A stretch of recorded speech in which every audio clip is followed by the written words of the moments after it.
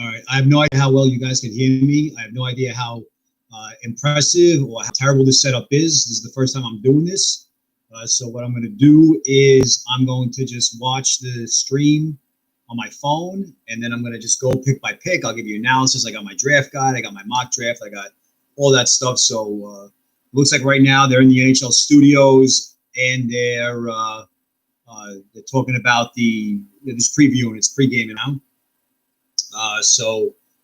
Yeah, there's really not much else to say. I guess, you go over, I'm going to check my Twitter feed. I'm going to send out some screenshots of my top rankings. And hold on a second.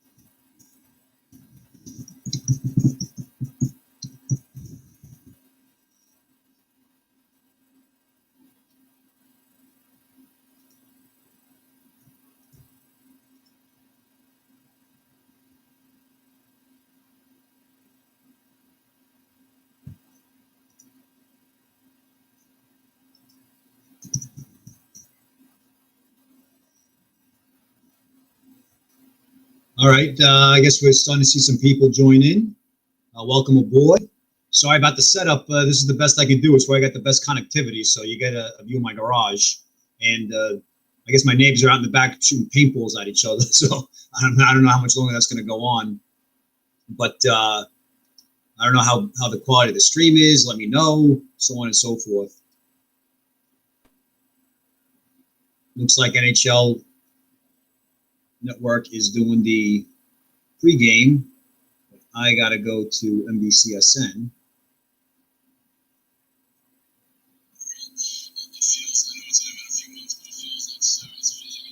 All right. You guys got any questions? Let me know what you think. As of right now, just go through the top 10. As of right now, number 1, Alexis Lafreniere. Number 2, Quentin Byfield, center. Number 3, Tim Stutzel, left wing or center. Number 4, Cole Perfetti. Number 5, Marco Rossi, center. Number 6, Alexander Holtz, right wing. Number 7, Rodion Amirov, left wing. Number 8, Jamie Drysdale, right defense. Number 9, Lucas Raymond, left wing. And number 10, Jake Sanderson, left defense. So, I mean, I really don't know how it's going to shape out. I think this year we'll probably see more consensus guys going to top 10 than we've seen in years past. If I'm going to earmark 1 or 2 guys that are going to fall, you got to have like some type of reason to knock them down. We didn't have the combine this year, so we had no idea what kind of shape they were in. The European kids have already started their European leagues. Some of the Quebec League kids as well. So maybe they've gotten back into shape because they knew ahead of time that the seasons were going to kick off again. So questions about Lucas Raymond after a rather nondescript draft season are fair, but he looks pretty good to start the 2021 season. So maybe that, to a degree, gives scouts a warm and fuzzy after being a little concerned. And this isn't like something made up. Central Scouting knocked him down. Everybody was knocking him down the rankings. It seems like there was a little bit of an echo chamber who were not willing to budge and ranked him number 3. And that's fair, but I've said this a million times with Lucas Raymond. It just seems like every reason why he was kept at number 3 was because of what he did 2 years ago and not what he did this season, outside of like maybe a dangle or 2 at the World Juniors, a goal or 2 maybe at the J20 level. He really didn't have that great of a season. And so I know that if the team goes and takes him third, if the Sens take him in 3rd overall, then I think it's a good pick. It's not a bad pick. It's just that he's probably got some question marks surrounding him more so than others. Another guy that might fall could be Marco Rossi. As brilliant a scorer as he is, as dynamic a playmaker as he is. He's got the hockey IQ and the scoring, the dual threat. He could shoot it, he could pass it, but he's also 5'9". And so maybe teams that watched the postseason this year said, hey, you know what? We kind of need some big boys. And we don't think that Marco Rossi as a center really has that franchise upside, which is a fair assessment. Another kid that might fall is Cole Perfetti. Cole Perfetti might fall because there might be concerns with his straight line speed or his explosiveness.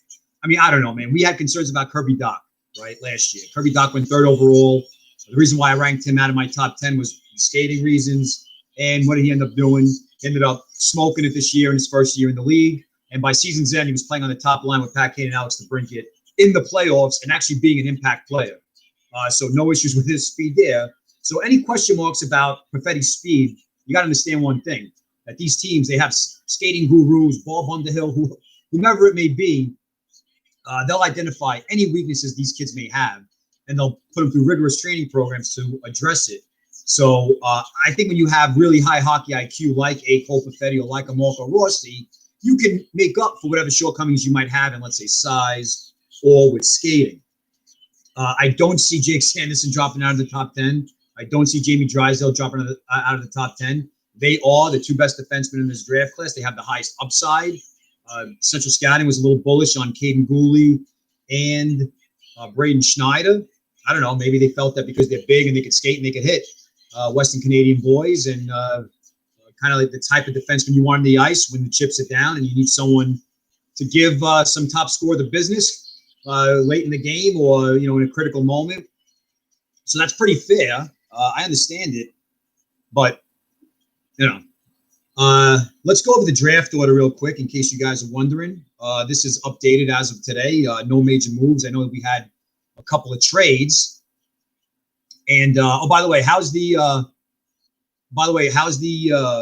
sound? Is the sound okay? You guys give me a thumbs up or something like that.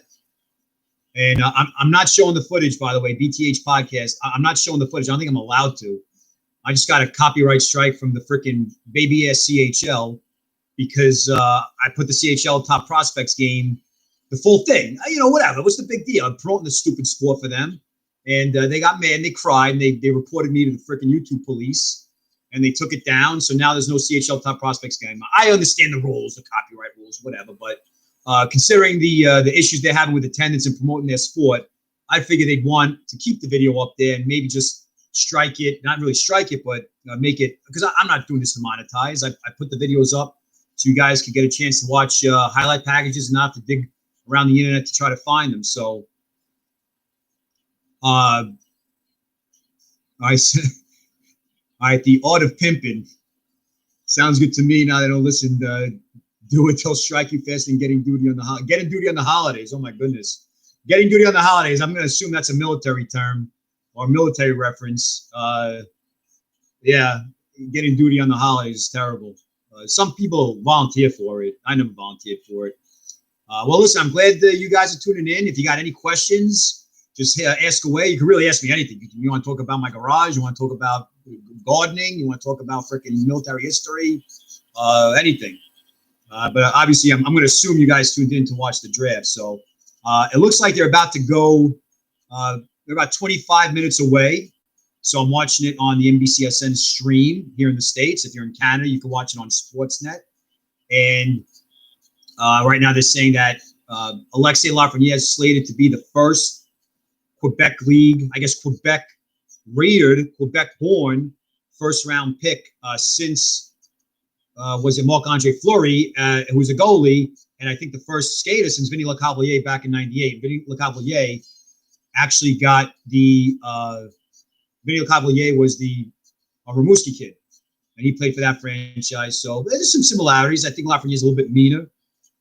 Hey, just in case you guys are wondering, the Mayor's Manor, right? Outstanding blog. John Hovan, Bernstein do a great podcast for the LA Kings, and John Hovan he's an insider. He's definitely an insider, like a legit insider, not like these fake ass dudes. But in any event, John Hovan reported. I mean, he had a really good podcast with Mark Yannetti, who's the director of scouting for the Kings, and the Kings are picking number 2. And he said he's 99.9% sure that the Kings are going to take Byfield. So if you are a Sens fan, you probably should get the idea of Byfield going to the Sens out of your head. Let me lower this. It's so annoying. Now they got Luke Robitaille on. I wonder if he's going to talk about his wonderful relationship with Wayne Gretzky and how they never got along in LA. And actually, something that I'm going to go a little bit back into history, but the Luke Robitaille Wayne Gretzky dynamic. I don't know. They tried to make it work and it didn't work, and then they won both were in New York, and it didn't last there either. But anyway, Luke Robitaille is part of the Kings brain trust right now, and I don't know. If you're a Kings fan and you're watching this, I know you got plenty of centers. You got Rasmus Kupari. You have Jared Anderson-Dolan. Gabe Velarde could play center. You got Alex Turcotte last year. But if you really think about it, none of those kids really have the potential that Quinton Byfield had. Byfield's a freaking monster. That kid just dominates everything. And I always go back to when he left Sudbury. Like, first of all, Sudbury sucked. They were terrible before he got there. And he, like much like Lafreniere with Rimouski, Byfield automatically made Sudbury relevant. And when he left to go to the World Junior Camp, I guess sometime in like mid-December, they plummeted. They were terrible. And they just couldn't get anything done. And then Byfield shows up again, and they're back to being a competitive team. So I was surprised he didn't get more attention. Didn't get, more attention for the OHL MVP. I think they gave it to Rossi, and he had the fancy stats and all that. But look who Rossi played with. He was surrounded by tremendous talent. The 67s was smoking the dog shit out of everybody. They were gonna probably the preseason or early season favorite to be in the Memorial Cup, and not just to make the Memorial Cup by winning the OHL title, but also winning the freaking thing. Whereas Byfield didn't really have a whole lot. It seemed like some of the guys he had, all right, he had Jack Thompson. He's a good defenseman. He had David Levin, guy that we once thought was going to be a high-profile prospect, just never really worked out for him. But I think it's a good pick for the Kings. I've said it before. I think in my mock draft, I mocked my last mock draft and my draft report. And so you get a freebie. If you didn't buy the draft report, that's fine. I'm going to give you some freebies tonight, not just with the rankings. I'm going to read some scouting reports for the guys, and I'm going to just go over my mock draft. So let's do the mock draft right now, by the way, while we're at it. So number 1, I got the Rangers taking Lafreniere. Number 2, I got the Kings taking Byfield. Ottawa gets Stutzel at 3.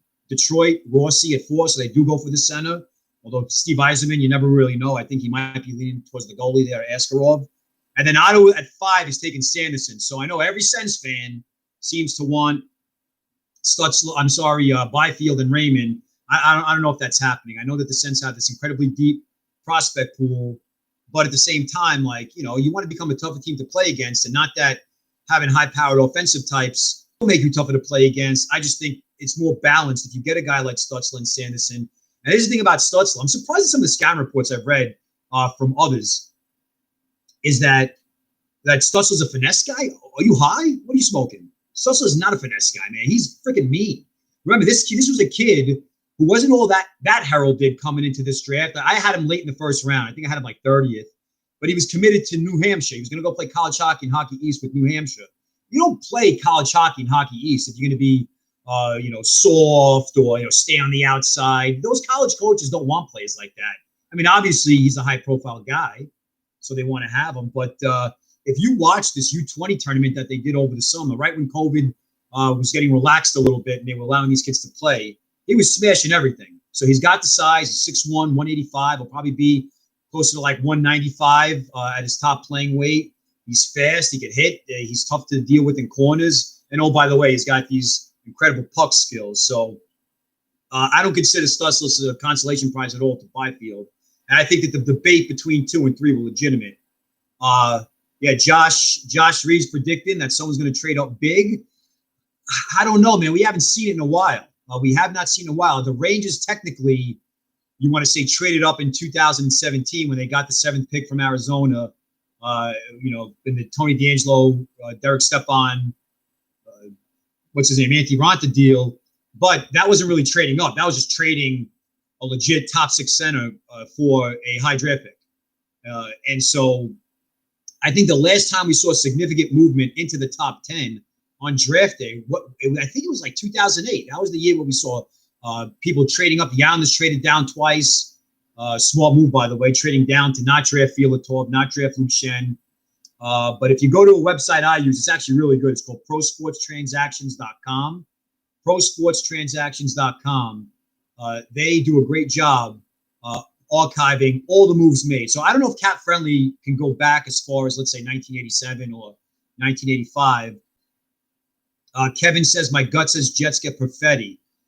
Yeah, he was, I think when I did my Jets podcast, I had Perfetti as one of the options. And when I talked about the Jets, to kind of segue into that, I said that they look pretty good on defense. They look pretty good on defense with some of the prospects they have. Guys like Dylan Sandberg, Billy Heinola, who's the other kid I'm forgetting? Logan Stanley. But and when you have that high-powered top six with Scheifele and Ehlers and Wheeler and Kyle Connor having a fantastic season, I think they might be a little disappointed that Christian Vesalainen hasn't become what they thought he'd become. But at the same time, the Jets are usually very patient with their kids, and they keep them in Manitoba for a couple of years. We saw Mason Appleton was there for a little bit. He turned out to be okay. Jansen Hawkins, another one. Now, granted, these kids aren't stars. Cole Perfetti's got superstar potential. So I would think it's a good pick. I mean, you talk about that offense. Imagine a line featuring Scheifele or Ehlers. I mean, my goodness. But as far as trading, back to the trades, I don't know if we're going to see a whole lot.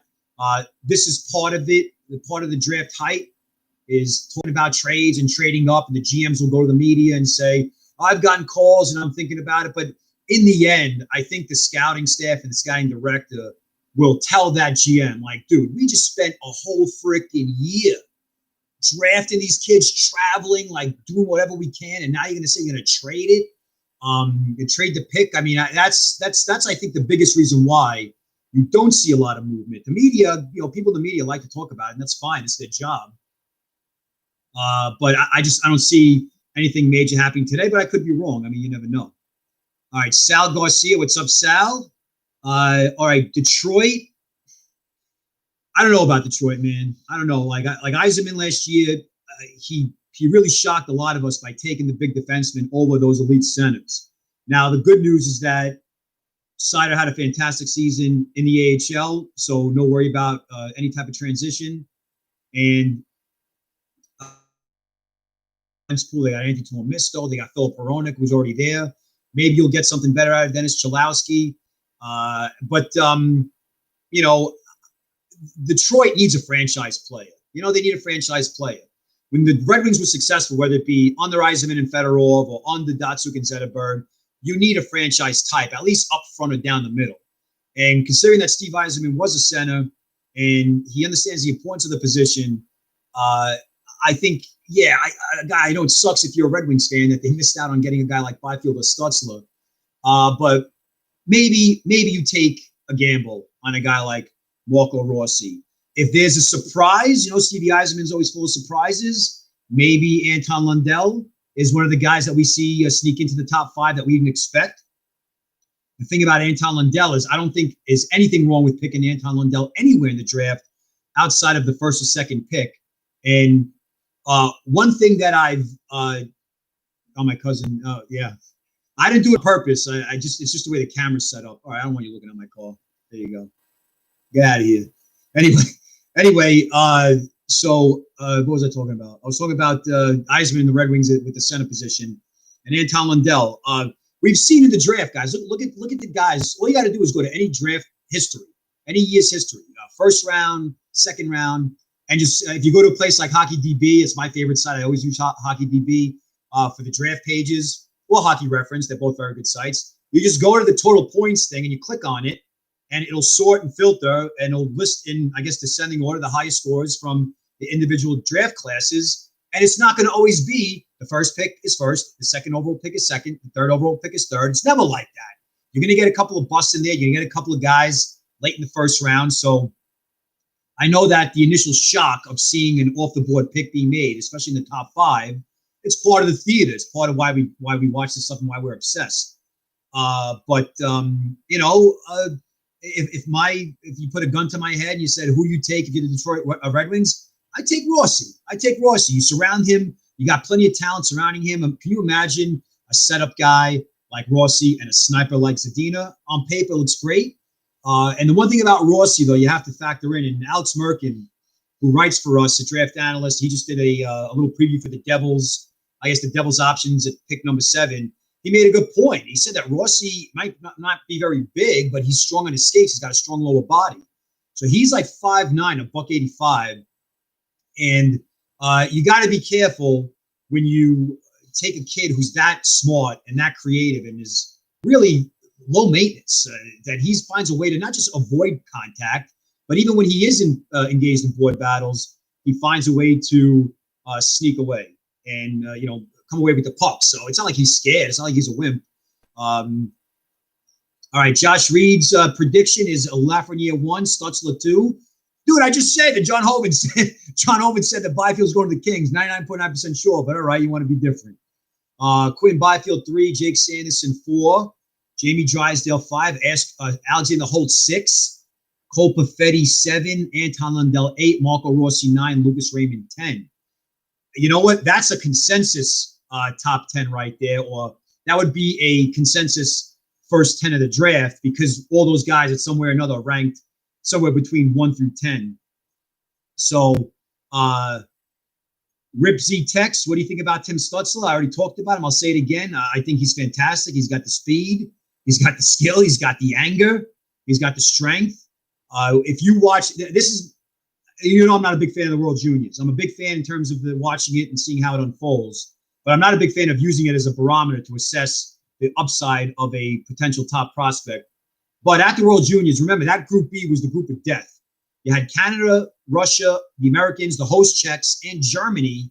And Germany was no pushover, because even though they were relegated the previous season, that they were like, I guess, the last seed, I believe, that they had those 3 big boys and more up front, Reichel, Petarka, and Stutzel, and they had Moritz Seider. Well, guess what? Freaking Stutzel was very difficult to contain in that. He wasn't like dominant in those preliminary round games, but at the same time, I think he showed that he could hang with the big boys. So I think he's got a relatively short path to the NHL. I don't think that he's going to be in the AHL all that long. He might want to stay in Germany. I don't blame him. Germany's awesome.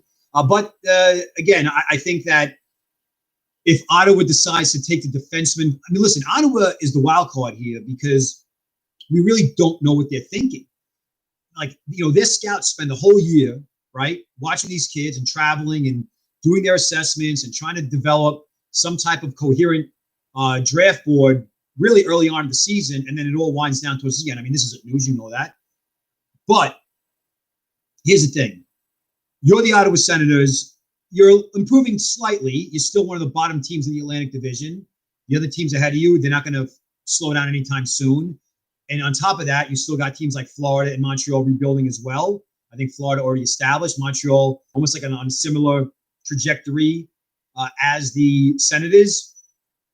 So maybe they view themselves as not being a team that's tough enough to play against. Maybe they want to be tougher. I know they have Brady Tkachuk and they have some other guys, but maybe they like the physicality of Jake Sanderson. Maybe they look at the importance of Craig Anderson and what he did to the franchise. But at the same time, they never really had an elite goaltender. Even if you go back to the early 2000s or the late 90s, when they had, Martin Havlat, and they had, Alexei Gashin. Oh, they had Patrick Lalime. So, and then even when they went to the Cup in 07, that was Ray Emery, rest in peace. He was more like kind of like a one-year wonder with that.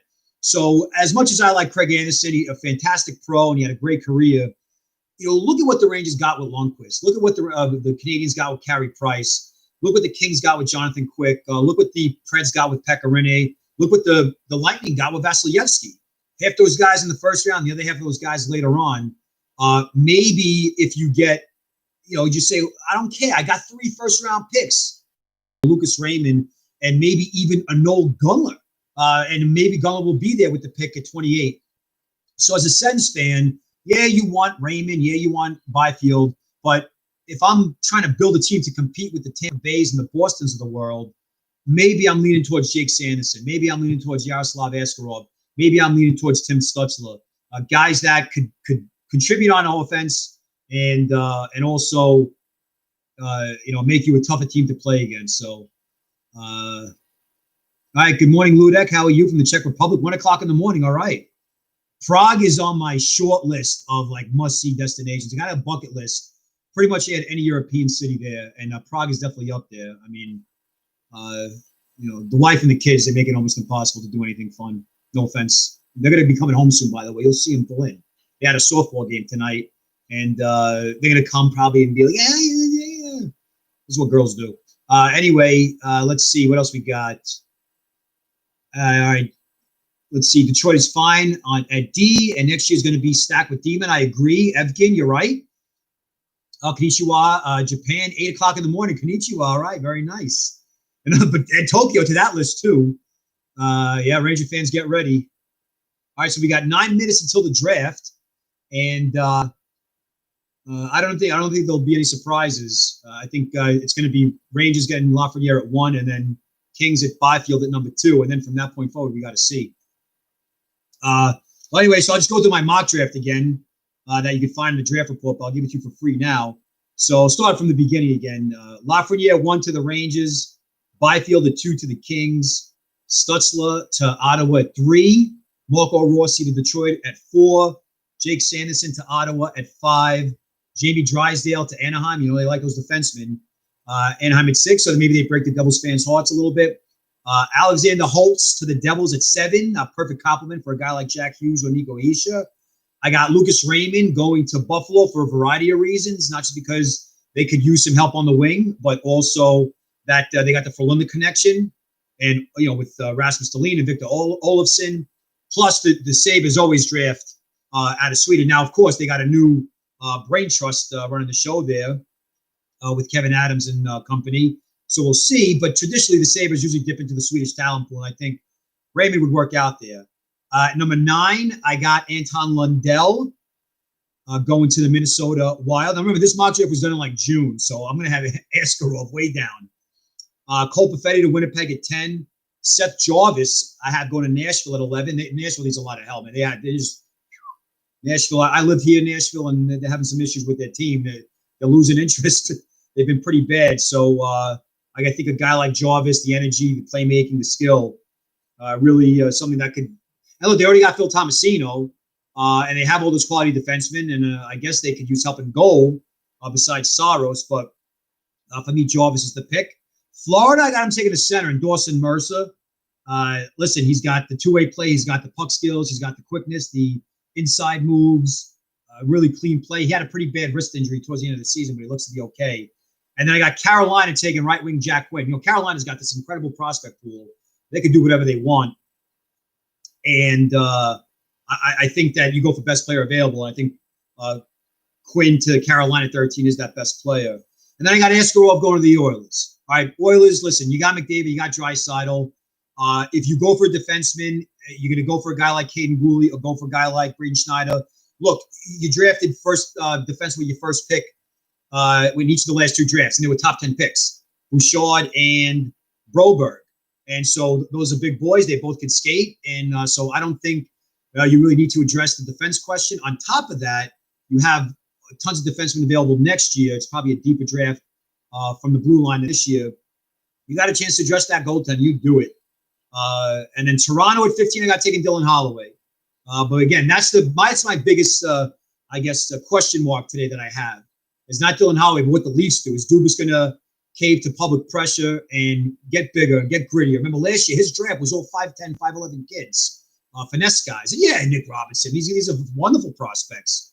But, those guys aren't really going to win you playoff series if your whole lineup, fits that description. Yes, in the mock draft is Lucas Reichel going to Montreal at 16.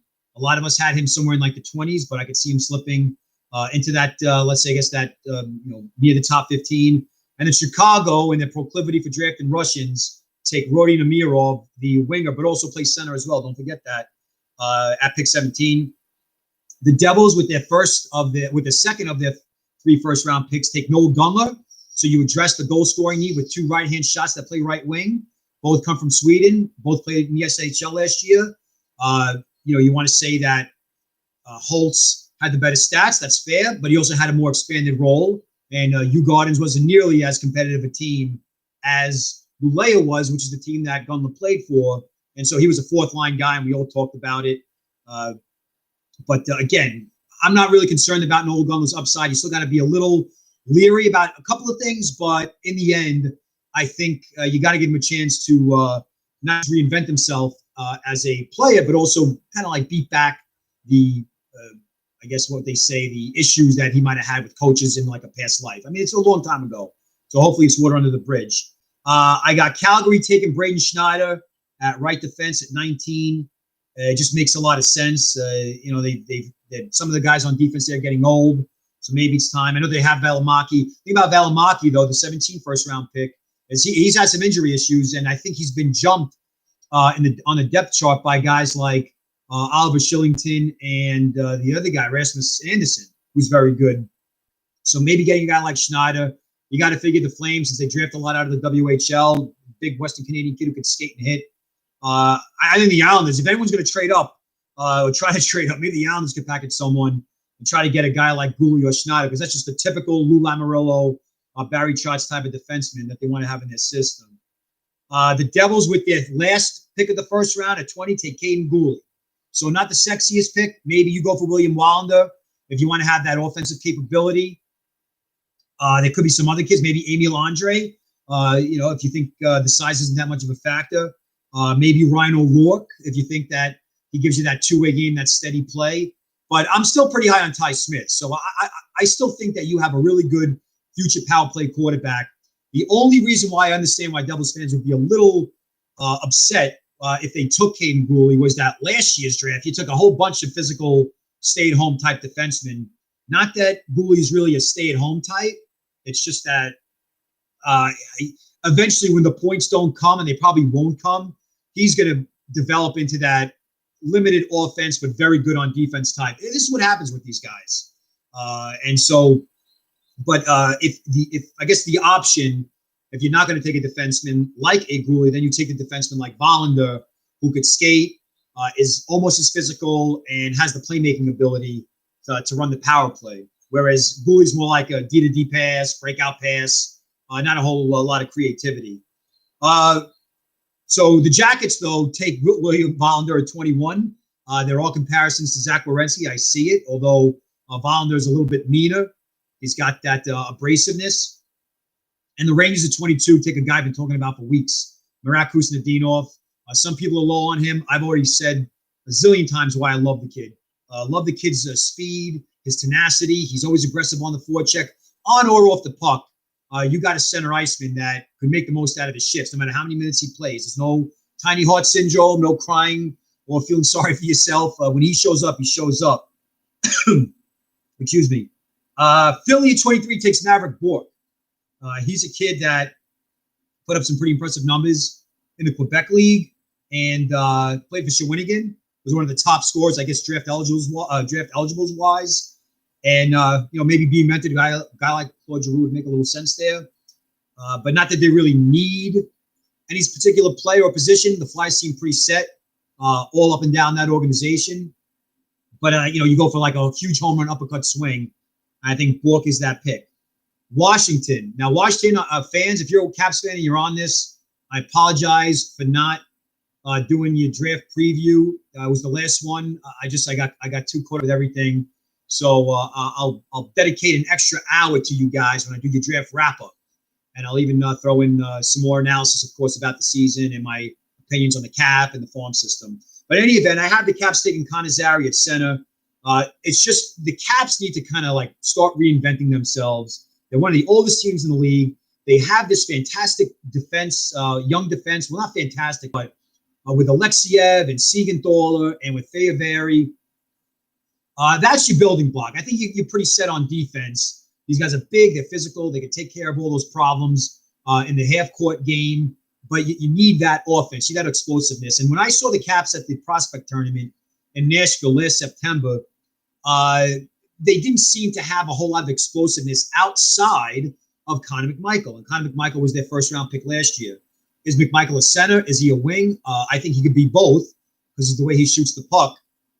But with Zary, you get the aggressiveness, you get the physicality, you get the playmaking, and so on. All right, I'm going to cut it short right there because it looks like Mr. Bettman is not in his Upper East Side apartment or townhouse anymore. He is in some weird studio in Secaucus, New Jersey, and he's about to reveal who the first pick is. Make it a little louder. Yeah, they're in Secaucus.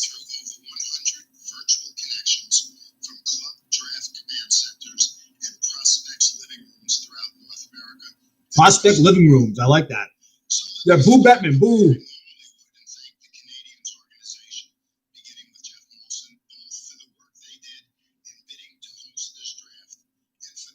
Gary's on. Oh, my wife just chimed in. Yeah, Gary's on. He looks a lot better. I think he hit the tanning bed. He combed his hair, got a little bit of a haircut. He knew this was a big day. The last few times I seen him, he looked, he was struggling a little bit.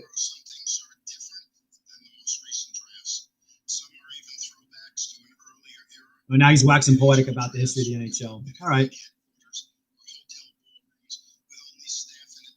Hotel ballrooms, all right. Rossi, Janice Rossi. If you guys haven't seen the movie Goodfellas, you're missing out. There's a scene where Henry Hill's Gumar, his mistress, he gets caught. His wife catches where she lives, and her name is Janice Rossi. And she bangs on the buzzers in the apartment, and she's like, Rossi, Janice Rossi. So unfortunately, when Marco Rossi, I just can't stop saying Rossi, Janice Rossi. So, all right, but Gary, come on, enough already. Look at that fancy room that Lafreniere. Where is he? Like in a stately manner? I don't know. Who is that? Is that Stutzel? There we got a nice living room. All right. This is kind of cool. I guess it's more like you get the NFL draft vibe. You know, like when the NFL draft, they got the whole family and the crew. The entourage is there.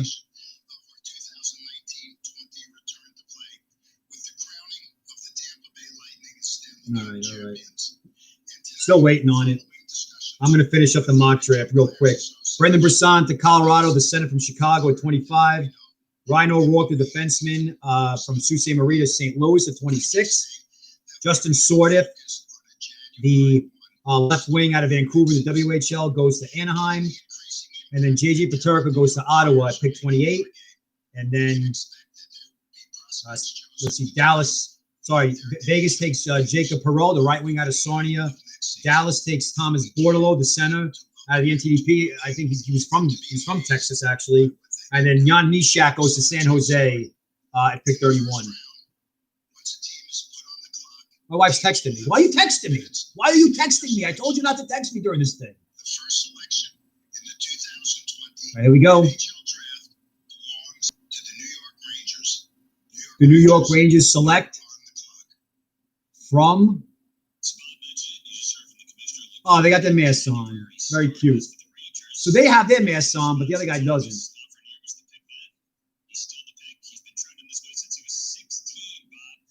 They should just social distance, spread it out. See, look, they're not social distancing. The Lafreniere family, they don't give a what. All right, Ranger fans, here it comes. This is too bright.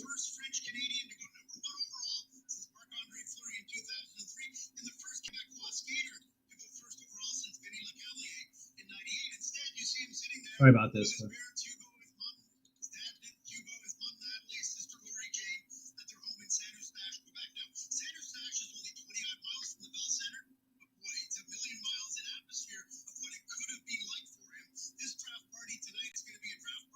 All right. So Lafreniere is sitting with his family. Are you guys watching this? By the way, I hope you're not relying on me to give you this. If you can watch it, you can watch it on MECSN's app.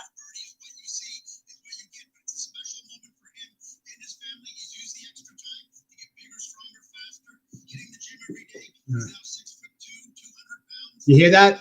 Lafreniere is now 6'2", 200 pounds. Oh my God! Stop texting me.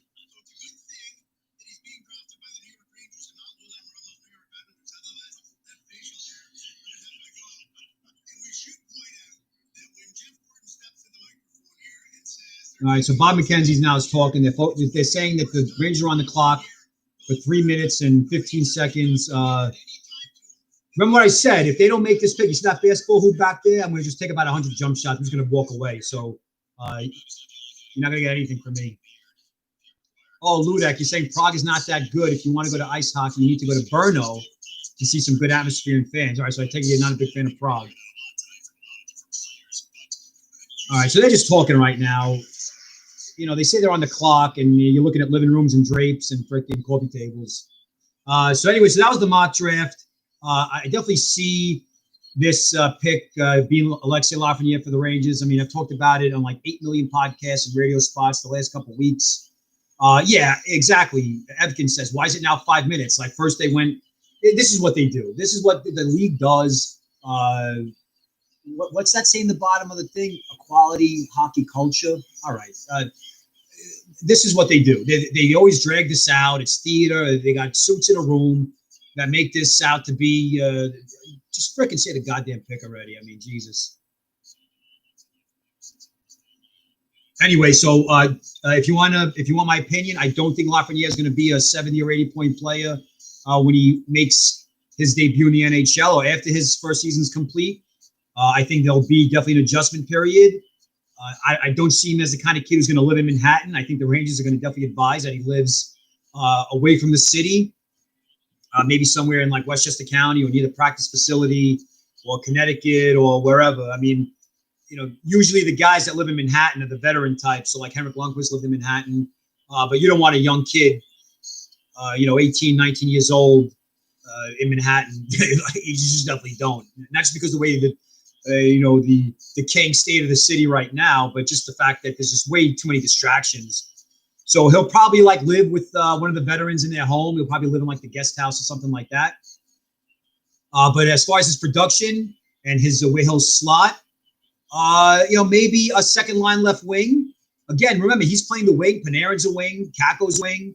There's some guys that he has to, I guess, jump over. All right, here we go.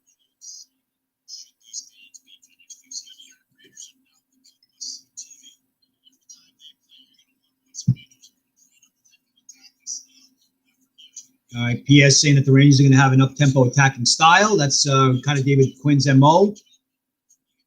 When you got a goalie like Shesterkin or Georgiev, now that Lundqvist is gone, I guess you could afford to do that. Don Murdoch taught them well. That's funny. All right, so Evkin, what'd you ask? Why is it now 5 minutes? I don't know. You want me to call Bettman? I'll call Gary on the text each other. I don't know. Now we're in 21 seconds. 19, 18, 17. I don't like this personally. I don't like this. I don't like the analysis and the talking, like, and showing the kid,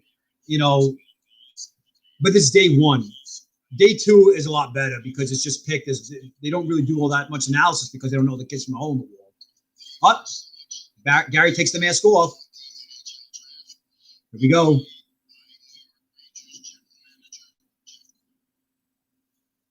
Don't congratulate anybody. Just make the pick. Thank you. Nice. Alexei Lafreniere it is, everybody. Put it in the books. He is now officially a New York Rangers. You know what the best part about that was? Jeff Gordon didn't thank anybody. He didn't thank the league. He didn't thank the wonderful fans and the viewing party. None of that stuff. He made the pick. He just made the pick, and that's it. So, listen, this is outstanding. This is outstanding day if you're a New York Ranger fan. Listen, you Devils fans, you got your freaking first overall with Hisha. You got your first overall with Jack Hughes. The Islanders, you haven't gotten a first overall in a long time, and you haven't won a cup in a long time either. But listen, the Metro Division is no freaking joke, man. It is no joke. You're gonna have teams with like 93 and 94 points, finishing in sixth and fifth place. So he's officially a New York Ranger. Congratulations to Alexei Lafreniere. And if you want, I'll just read you my scatter report on Alexei Lafreniere. Let me just lower this a little bit. All right, so here it is. The crown jewel of the 2020 draft class, Lafreniere delivered a season for the ages for any Major League Junior player, let alone one who is only 18 years old. After dominating the under 18 Ivan Halinka and winning the 2019 CHL Player of the Year award, Lafreniere won the Quebec League scoring title and earned MVP honors at the Under-20 World Junior Championship, where he had 10 points in 5 games and leading Canada to gold. Not only is he a virtual lock to become the first French-Canadian skater to go first overall since Vinny Lecavalier in 1998, but he joined Sidney Crosby as the only 2 pre-draft prospects to win the CHL's Top Player Award twice before being drafted. Lafreniere also is a team-first leader who has made a profound impact on Rimouski, turning them from a 59-point doormat in 2017 to back-to-back playoff seasons of 90 points or more. So what do you get with Lafreniere? You get the playmaking, you get the vision, you get the strength, you get the wrist shot. Here's the problem that Lafreniere creates for people. When he has the puck, he's a left-handed shot. Whether he has the puck in the right circle or has the puck in the left circle, if you're a goalie, you really can't guess. I mean, you could guess. You really have no idea which way he's going. I mean, if you look at a lot of highlights and just watch the games, what happens on the power play or during off-zone possessions? Usually that defense and the opponents off the puck, they box in and they tighten up that box somewhere like around the slot area, then they kind of clamp down. And so it makes it all the more impossible or all the more difficult to sneak backdoor passes through. And why is that important? Well, because the goalie's playing the angle. He's playing that sharp angle, and everyone is fixated on that puck carrier in that circle, whether it be the right circle or left. Well, most players, the overwhelming majority of players, will not attempt a seam pass or a backdoor pass through all that traffic. They'll delay, they'll spin around, throw it back and forth to the point, and they'll play catch. Lafreniere, not only does he have a deadly wrist shot where he can snipe it short side high, so the goalie's got to make sure that he, in a way, overcommits towards that short side, but then Lafreniere could also hit that back door, and he'll slip it through sticks and skates to find. I mean, it was a set play. Rimouski did it all the time with guys like Cedric Paré and Zavgorodi when they were on that power play. So you got to be careful of him. I would say there's some Stamkos in him. I'd say there's some Kucherov in him, but he's got the meanness and the physicality. That's the stuff that really separates him from a lot of recent first-round picks where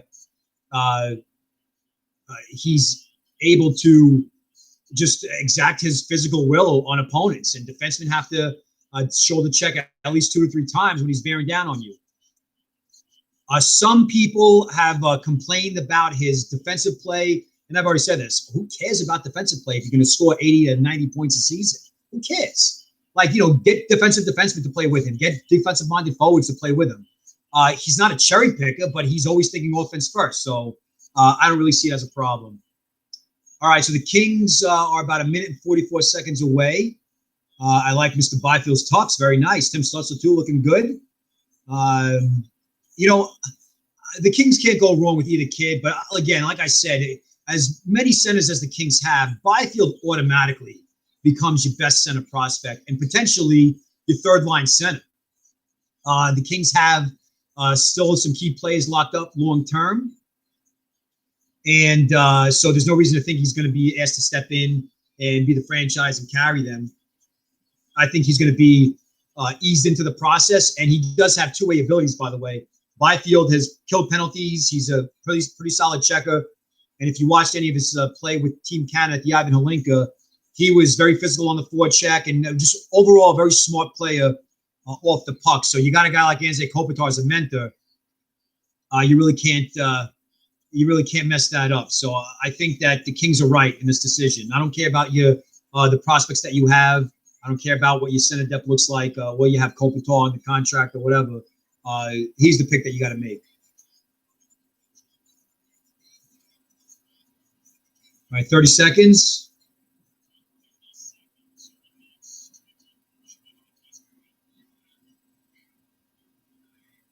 I mean,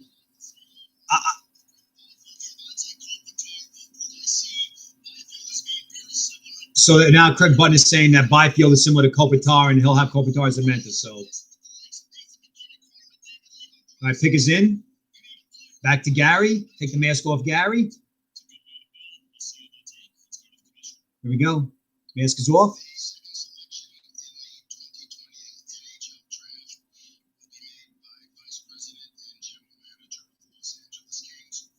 Rob Blake. What a big hitter he was. My goodness. Watch it be Sanderson.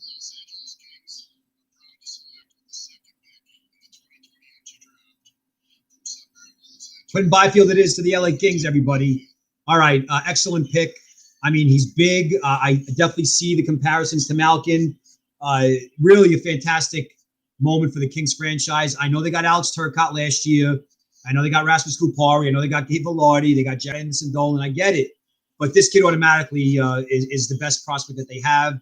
He'll play in the NHL next season. I mean, we already talked about him at the start of the show, how he just exacts his will on people. People bounce off him.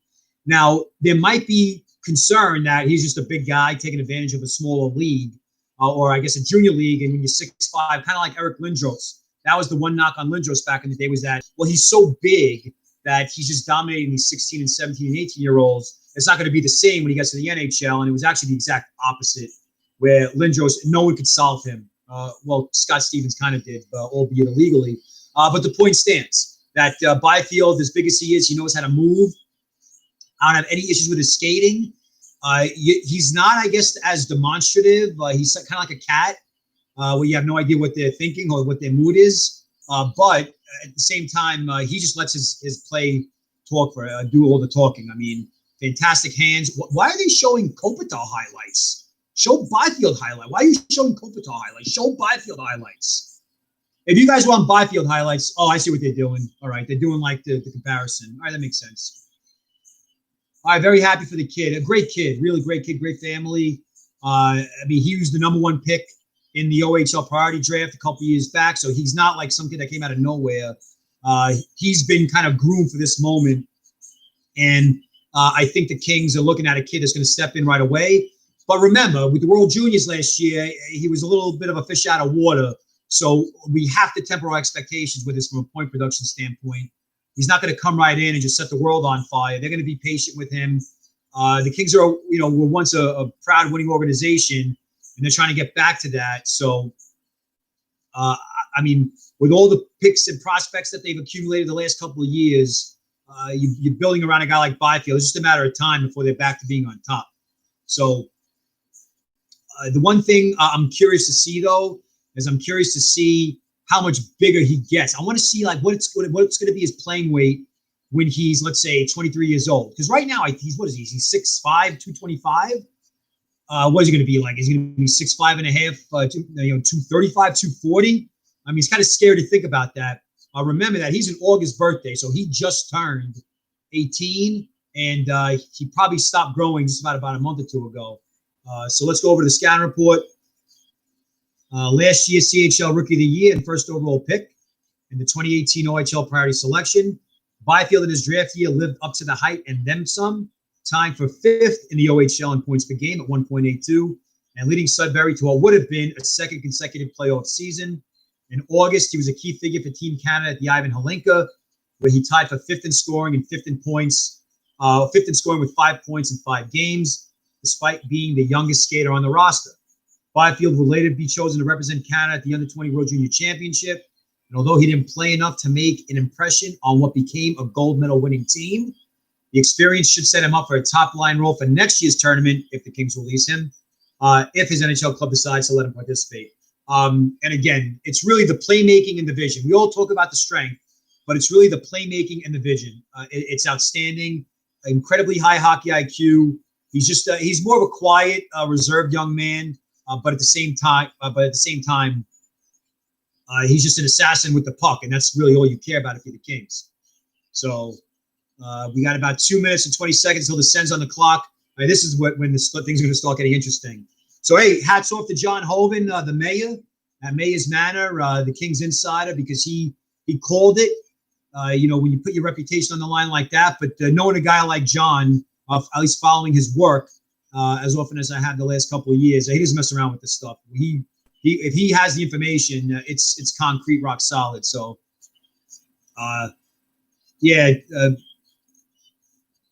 2001 Lexi Leonis, great move, LA. I agree. Efkin, short stick though. He does use a short stick, but then look at his wingspan though. I mean, it's ridiculous. Yeah, Philippe, I agree. He'll fill out to about like 230, 235. I think Ovechkin filled out to around like 235, close to 240, but we all know Ovechkin is a freaking out. So they're showing his highlights now. And listen, go to if you go to my if you want to open up another window, I got a whole highlight package on Quinn Byfield. You go to my blog, thedraftanalyst.com. I got like 65 free draft profiles there, and I detail Mr. Byfield's game. All right, Ottawa Senators, they all got their masks on.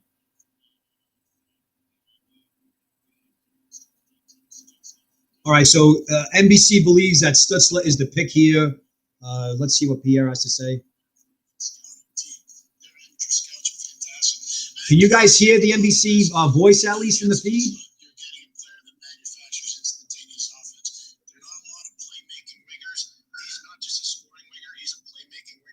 Stutzel plays center, by the way. He's not just a winger. I know Pierre's saying he's a winger, but he plays center.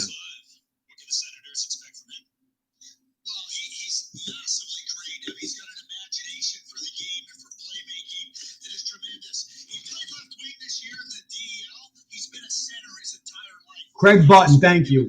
Hits the nail on the head. Just said that he played left wing in the German league, but he's been a center his whole life. I like Craig Button. Always have. Always have.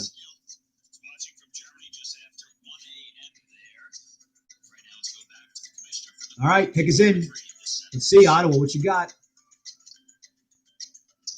make the third selection in the 2020 Gary. NHL draft, the Senators have enlisted the services of a special guest who also happens to be a graduate of the University of Ottawa. Oh, look at this, Alex Trebek. All right, nice touch. I like this. See, this is the stuff I like. I'm a Jeopardy guy, by the way. The Jerky Boys, YouTube testing for Jeopardy Jerky Boys, and just laugh your ass off. With the third pick, I like this. I like this. Choose this player, Willie from the Bronx. All right. All right, Tim Stutzel's the pick for the Ottawa Senators. Congratulations. Listen, so far, hey, listen, I'm 3 for 3 on my mock draft. I've never hit first 3 picks in a row like that. So Mr. Stutzel is an Ottawa Senator. Congratulations. Listen, he deserved to be in the mix for the second overall pick. I'm going to lower it. Listen, he's German, and he is nothing like Leon Drysdale. Leon Drysdale is a big, huge winger, methodical. But Stutzel is a beast. He's just a beast on the puck. He's a beast off the puck. I mean, he hits. He's physical. Uniform looks good on him. I like that the Sens went back to the old school Senator logo from when they first came into the league and had Antti Torminen and Peter Sidorkovich. Now, he's wearing number 88. I'm wondering if that's the number he's going to wear.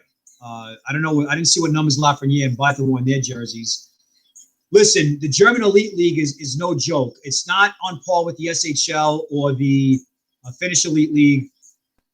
But at the same time, Adler Mannheim is a very elite program. And I agree. Philippe says he might end up being the best forward of this draft. I agree. All right, Sal Garcia. Eisenman is going to bust your mock right here. You know what? Yeah, I don't know, man. If he takes Rossi and I go 4 for 4, can you imagine that? Listen, Tim Stutzel, I'll read the opening paragraph. Well, let's just, you know what? I'll start in the player data too. Hold on a second. All right. So, what's the lighting is like?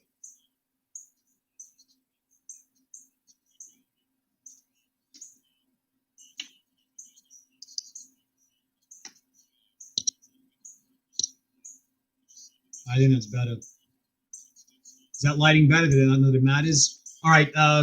Okay, so it's Tim Stutzel, born January 15th, 02. I wrote 01 in the draft guide. I'm sorry, he's not an overager. He's 02. 6'1", 187. He's probably a little bit heavier than that. Shoots left from Deutschland. And 41 games, 7 goals, 27 assists for 34 points. He was named the DEL Rookie of the Year. Not an easy task to do in a men's league. And I said Stutzel is as close to a finished product as you'll find in a 17-year-old forward.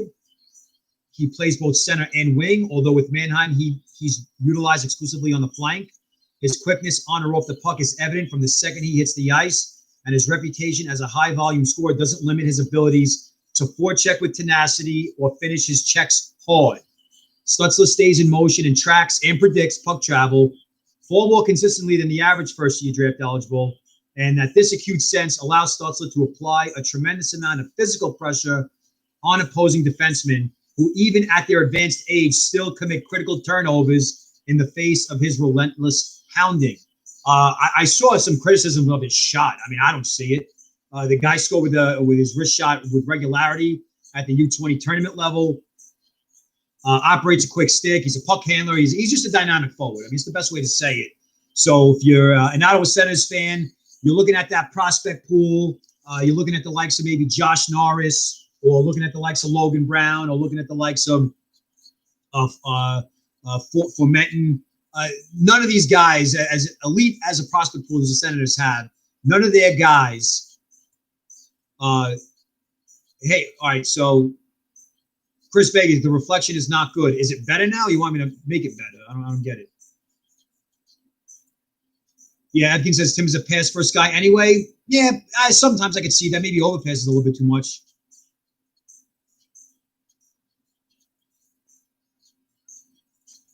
Oh, it's the hold on a second. It's the all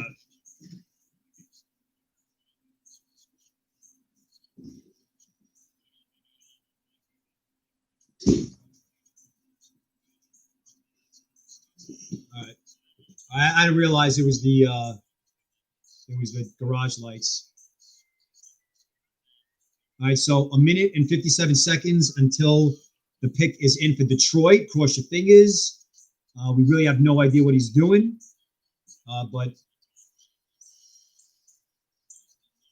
Philippe thinks it's Perfetti. I guess, look, they're flashing back right now to the 83 draft when Eisenman was drafted. Listen, Steve Eisenman, let me tell you something about Steve Eisenman.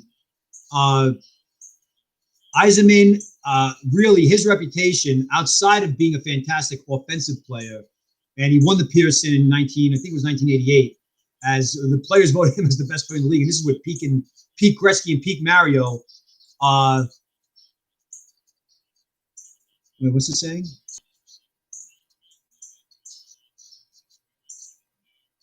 All right, so Steve Eisenman. All right, so Eisenman is not making the pick because he was hanging out with someone who had COVID, but he did not test positive for COVID. So, all right, Philippe says was just told Raymond at number 4.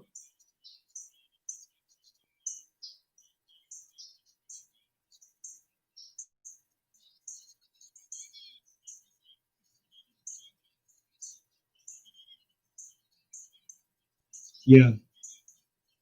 Well, I don't agree that they need a number 1 defenseman. I mean, I think Philip Hronek is looking like to be that eventually one day. He's outstanding.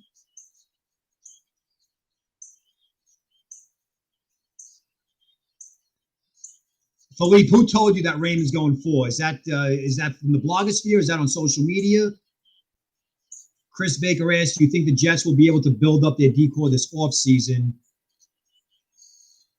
Here we go. Pick us in.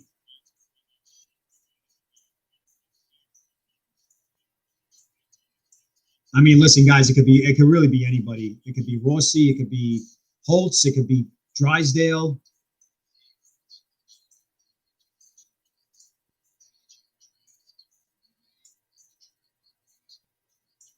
Chris Draper, there he is. His son's draft eligible this year.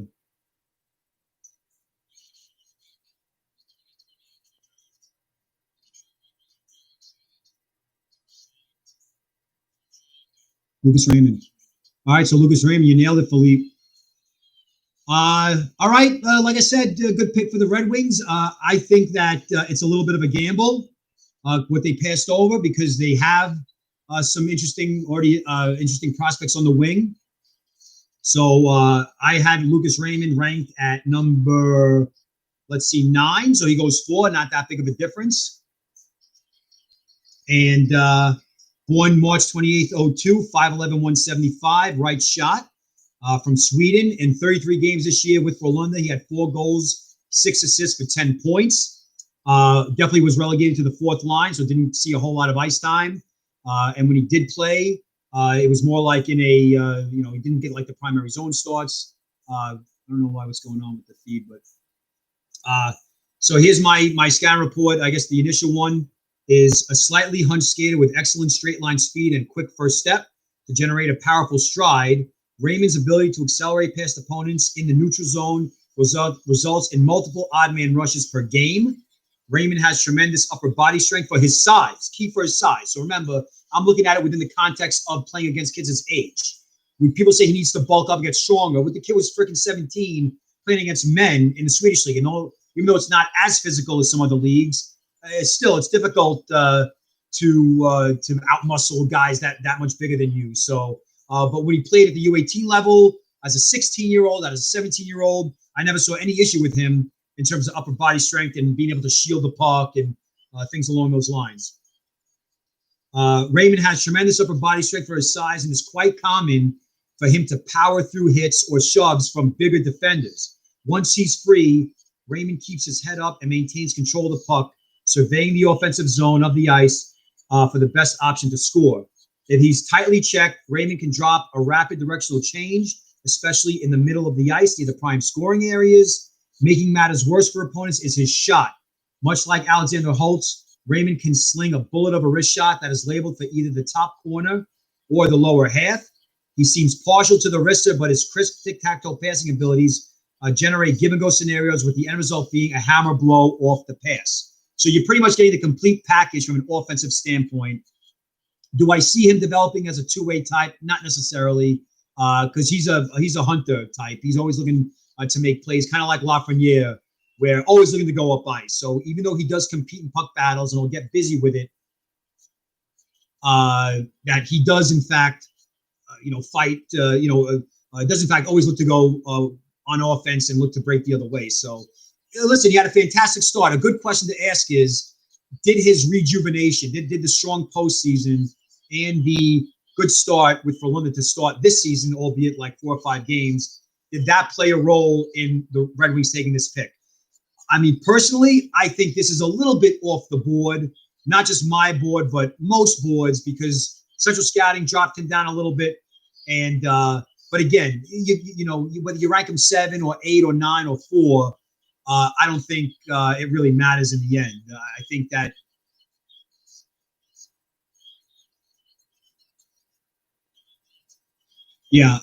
I think that the Red Wings, like Craig Button just said, I think the Red Wings really stood firm or used his U18 World Championship in 2019 as a big reason why they loved his upside that much, because he was outstanding. I mean, he was just freaking dominant. The only reason why I was down on him, well, what started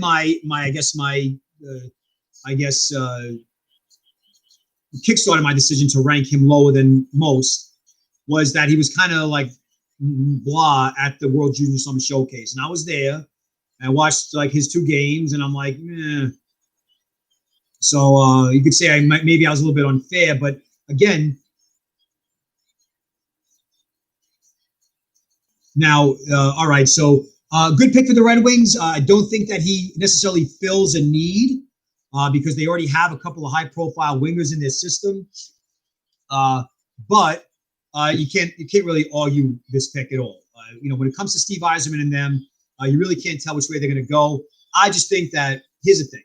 The Red Wings are so freaking embarrassing this year that I think they needed players to come right in and make them not just a better team as soon as possible, but also to compete with the rest of the division. They're really far back from the rest of that division. So we'll wait and see. I don't know how ready Lucas Raymond is. It might take him 2 or 3 years to finally arrive. No shame in that. Peter Forsberg was drafted in 91, didn't make his NHL debut until 94, 95. And within 2 years, he was one of the best players in the league. So,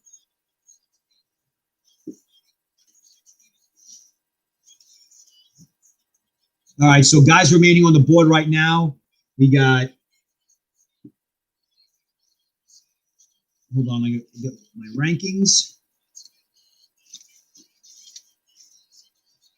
All right. So right now, we got my board. According to my board, Cole Perfetti is the best available. After that, Marco Rossi, Alexander Holtz, then Rory Namirov, Jamie Drysdale, Jake Sanderson, and Anton Lundell. So the Senators at 5. I mean, to me, it's got to be either Askarov or Sanderson. Yeah, I agree. Detroit slow boils their prospects. It's always been the case with them. All right, they have no right shot wingers, but that's like, I don't think hockey teams are really constructed that way. They don't care what shot the guy is. I think they just want the guy to fill the net and be an impact guy every shift. So Ottawa's pick is in.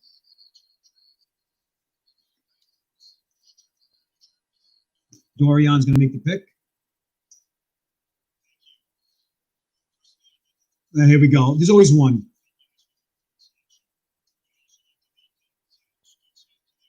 Okay, yeah, great.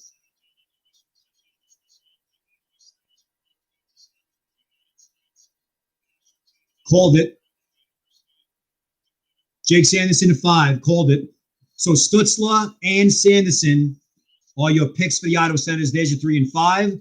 I mean, what else is there? What else can I say? I've talked about Sanderson for months now.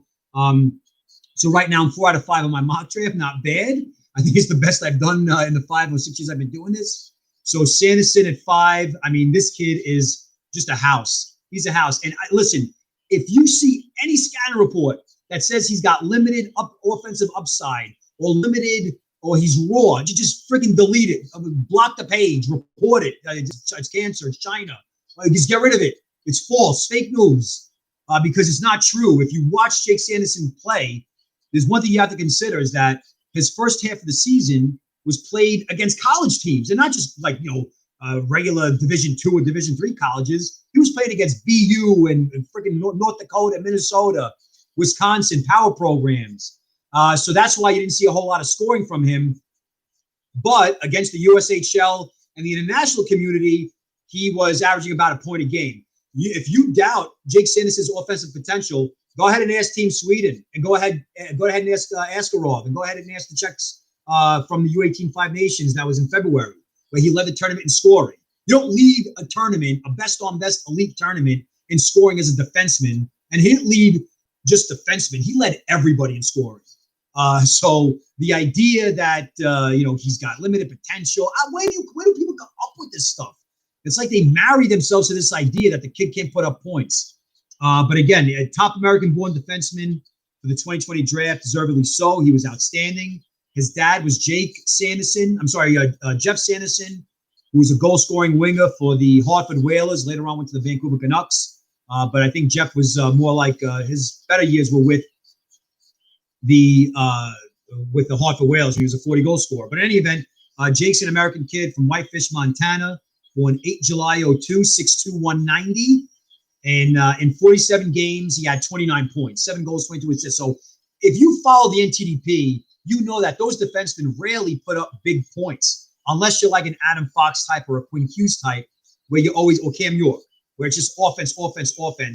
But this year's NTDP wasn't a high-profile, high-octane attack. It was a tight checking. They rolled 4 lines. They played a tight game, physical, aggressive on the forecheck. So in a way, they needed a guy like Jake Sanderson to kickstart that offense, and he did. I mean, there are so many highlight videos of this guy dangling people, going end to end with his wheels. I'll tell you what, this kid has tremendous potential. I could see some Ryan McDonough in him. I understand that they could compare him to Josh Morrissey. I see that as well. But let's go into the scouting report. Sanderson is a clean and skilled puck carrier with soft hands who can be counted on to break out of his end in several ways. The puck seems to remain settled for him regardless of speed. That's important. That ties into his hands. And even sharp changes in direction don't hinder his ability to stay in complete control. His shot is a primary weapon in his arsenal, and he has proven to score via the slap shot or wrister from anywhere between the circles and the point. In other words, he'll drop down deep. He'll hammer it from the point, you name it. One area which Sanderson doesn't get enough credit for is his passing. And he is more than capable at luring opponents away from his weak side or from the weak side before exploiting the gap with a no-look or backhand pass. So if you're a defenseman and you're dishing no-look or backhand passes, then guess what? You're freaking creative, all right? So let's just take that narrative and toss it. And I'm sick and tired of hearing it. He's not a power play quarterback in the classic sense like a Jamie Drysdale, but he mans the point on the top power play unit and executes precision plays off of faceoffs. Oh, by the way, he's mean and he's physical. And I mean, I've seen college forwards like 6'2", 6'3", line this kid up and bounce off him, like literally go the other way. So He definitely makes the Ottawa Senators a tougher team to play against. Both, it's what I talked about in the opening. Like the Ottawa Senators want to become tougher to play against, and now you got a physical finesse forward and you got a physical two-way defenseman. I think it's outstanding work by his staff, not just because it's what I guessed in my mock draft, but because I like Sanderson that much as a prospect. Yeah, I wouldn't say he's like more cider. He's a little bit different. Exactly. Four-way mobility, gap control, first pass, zone exits. I mean, he's going to become an analytics darling. I mean, because he's controlled. And when you're a young defenseman and you're under a heavy forecheck or a physical forecheck, it's difficult to maintain poise. And that's what I look for. Listen, some people might evaluate guys on other metrics or have different skills that they look for, but puck poise as a defenseman, the ability to hold on to the puck to delay for that last second. Yeah, the bouncing off part. Yeah, absolutely. Yeah. If you hit Mo Sider, like he's not going to move. And the same thing goes with Sanderson. Now listen, Sanderson right now is about 6'2", 190. He's going to be 6'2", about 200, 210. So definitely a Ryan McDonough type. Guy's going to play 25, 26 minutes a game. All right, so Anaheim is on the clock at 32.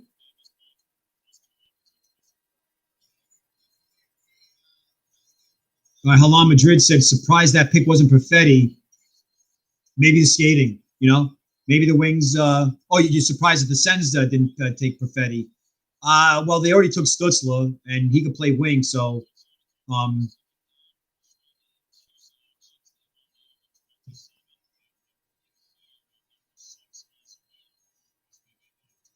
Here we go, Gary.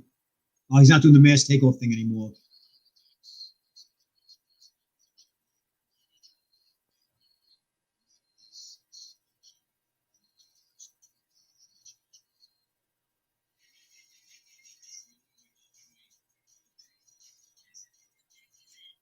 All right, Ducks incorporating their fans into the equation.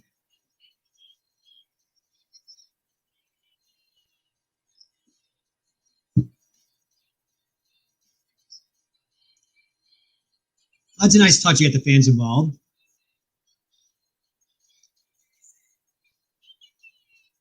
Yeah, Philippe, I think it's Drysdale at 6.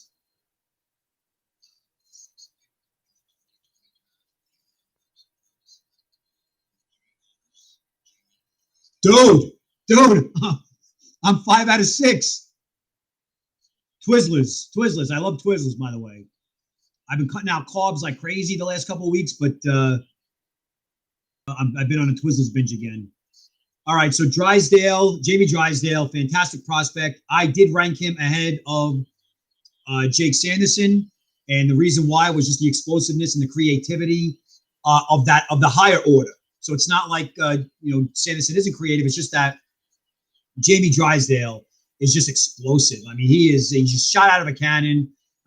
No concerns at all about his defensive play. He can skate like the wind. He can hammer it, wire it. And what I liked, great pick, Evgen. I agree.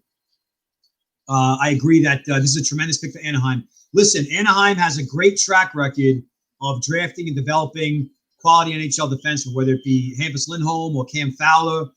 So I think that just add Drysdale to that list. Do I think his upside is higher than Cam Fowler's? When Cam Fowler was pretty highly regarded back in the day during his draft year, and he became more of like an adequate point producer, but not a guy that you would see among the league leaders every year in scoring. I think Drysdale is that player. I think he will be the guy who put up 55, 60 points a year, who quarterback the power play, fantastic passer. But again, if I could find one reason beyond the puck stuff and the skating stuff that really made me lean towards Jamie Drysdale ahead of Jake Sanderson and consider him a top 10 pick, it was the fact that Erie was not very deep this year. And when you watch a team play and they're rather thin and they got to play against bigger or better teams, I always watch to see how the other players, how they move the puck around. I always like to see, are they going to like to hold on to the puck? And I always got the impression that when it comes to Drysdale, they just wanted him with the puck all the time. Like, I'm not like joking, like all the time. If the coach could have played him 45 minutes a game, he would have played him 45 minutes a game. So Devils on the clock, but let's get into the Jamie Drysdale data. Born April 8th, 02, 5'11", 175, probably close to like 180. Right shot, that's a big deal. From Toronto, and in 49 games last year for the Erie Otters, he had 47 points, 9 goals and 38 assists. I know it might not seem like a lot of production because the OHL was a high-scoring league this year, but remember, he missed time to play for Team Canada at the World Juniors. So here's my scan report. A pure puck mover who cooked up instant offense for a thin Erie attack. Drysdale's quickness and shot proclivity were displayed at an elite level from the beginning of his draft season to the very end. He was a linchpin on the blue line for Canada at the Ivan Holinka and impressed London head coach Dale Hunter enough to give him a rare spot as a 17-year-old defenseman on the Canadian World Junior team. And if you remember watching that tournament, Drysdale's minutes increased as the games got tougher. So that says a lot about his reliability. I guess, when a guy like Dale Hunter sees gold medal in his sights for the World Juniors, you're going to lean on your main guys. But with a guy like Drysdale, he was upping his ice time and as a 17-year-old. And I think the last 17-year-old to make Team Canada was Aaron Ekblad way back in 2014, 17-year-old defenseman. Drysdale didn't produce near historic numbers in what turned out to be a 20-year high in goals scored in the OHL. I just said that. But his biggest contributions, takeaways from reads, clean breakouts, creating time and space, cannot be quantified in traditional stats. So, I mean, my goodness, this kid is a lot of fun to watch. You look at what they got cooking in Anaheim right now. They've drafted a lot of centers recently. In several years, they went with, obviously, you got Trevor Zegras. You got Trevor Zegras as your first round pick last year. I mean, is there a better playmaking center in that 2001 year group after Jack Hughes, let's say, than Trevor Zegras? I don't think so.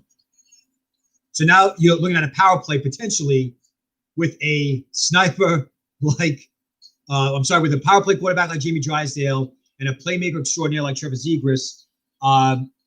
Because of the way, now they drafted Braden Tracy in the first round a couple of years ago too. So you might look at him as like your finisher, but the Ducks have one more first round pick, and I think they use that pick for a finisher. I think they're set at center ice. They got Lundestrom, they got Zegras, they got Sam Steele, they got a good defenseman in Josh Mahura, and now they got Jamie Drysdale. So little by little, things are going to improve in Anaheim. I know that it's tough if you're a fan of the Ducks because they used to go to the finals every year or close to it. So Devils on the clock. So who's left on the board? We got Alexander Holtz remaining. We have Yaroslav Askarov remaining. We have Anton Lundell and Cole Perfetti remaining. So I don't think the Devils get too funky fresh with this pick because they have, remember, 2 additional picks. They have 18 and 20. So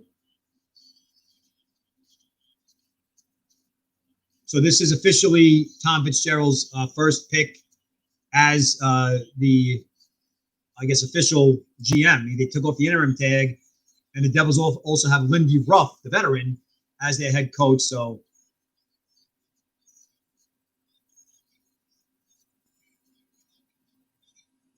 now Bob McKenzie just said the Devils are looking for goal-scoring wingers.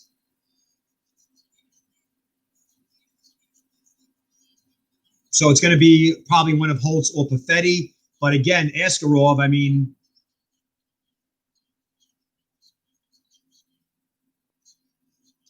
the Devils right now, listen, you guys need goal scoring. And I talked about it on my Devils draft preview. And the pick is in. And Fitzgerald's making the pick. Alexander Holtz is the pick. Dude, 6 for 7 on the mock draft. 6 for 7 on the mock draft. All right, so Alexander Holtz is in. He's a New Jersey Devil. Congratulations. And it's pretty easy to justify. You got Jack Hughes. You got Nico Hischier. You have playmakers. The only offense you're getting from the wing is from a guy like Kyle Palmieri, and he's getting a little bit older. You got Gusev, so you don't know how much longer he'll be around. With Alexander Holtz, I mean, probably between he and Perfetti, the best shot release combination in the draft class.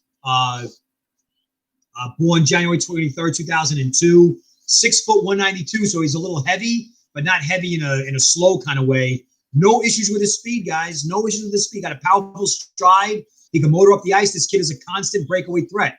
Remember, this kid did not play in the junior leagues this year outside of like maybe 5 or 6 games. And when he played in those games, he averaged 3 points a game. It might have been like 4 or 5 games, but just think about that for a second. Think about going down to the junior leagues after playing in the men's league, and then you're putting up 3 points a game. So clearly they had no way to solve this kid.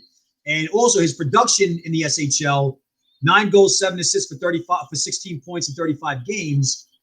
That was, I think, in top 5 all time for SHL production by a draft eligible, first year eligible forward. So great pick for the Devils, a deadly goal scorer with smarts, whose contributions go beyond putting the puck in the net. So he's not just a sniper. He's really energetic and provides a lot of effort off the puck. He's a puck hunter. So if he doesn't have the puck, he's definitely hunting after it. Holtz has been a top-line player for Sweden at multiple under-18 events, dating back as far as the 2018 Ivan Halinka, when he barely was 16 years old. His draft season was a resounding success, to include his clutch performance for Sweden at their under-20 World Junior Championship and becoming one of the top U18 scorers in SHL history. So resume-wise, Holtz clearly had the better year than Lucas Raymond, but obviously the Wings didn't care about that. They care about the explosiveness and the dual threat, whereas Holtz is definitely more of a scorer than he is a passer. But my God, man, what a freaking shooter he is. So great pick for the Devils. You check the big block. The big thing now is that Yaroslav Askarov is not, going to some of the teams we thought he would have gone to. So with the Buffalo Sabres on the clock, they have Ukko-Pekka Luukkonen, but goaltending has been a big problem for that organization. So we'll have to wait and see. But listen, the thing about Perfetti to Buffalo is that they drafted a similar player in Casey Middlestat. And there are similarities between Cole Perfetti and Casey Middlestat. Casey Middlestat's hockey IQ was never questioned when he was at Eden Prairie, when he was at playing with Green Bay, when he was playing for Team USA at the World Juniors and leading the tournament and scoring. Nobody was questioning Casey Middlestat's hockey IQ. They questioned his skating, maybe. They questioned his strength. They just questioned his overall, versatility, that he should have been more than just a playmaker or an offensive type of guy. So we'll have to wait and see what the Sabres do here. If they don't go with Perfetti and they don't go with Askarov, some of the names that you might want to entertain are Anton Lundell, the center. And now they drafted Dylan Cousins last year, but Dylan Cousins can play center or wing. So I don't know what the strategy is going to be with that. I don't know if they're going to decide that let's consider Cousins to be a right-handed right wing, not play center. So we got 2 minutes until the pick. In my mock draft, though, I had the Sabres taking Lucas Raymond. He's off the board. So we'll have to wait and see. Jack Quinn is a guy that they're talking about now. He's a right shot, right wing, who's one of the top finishers in the draft.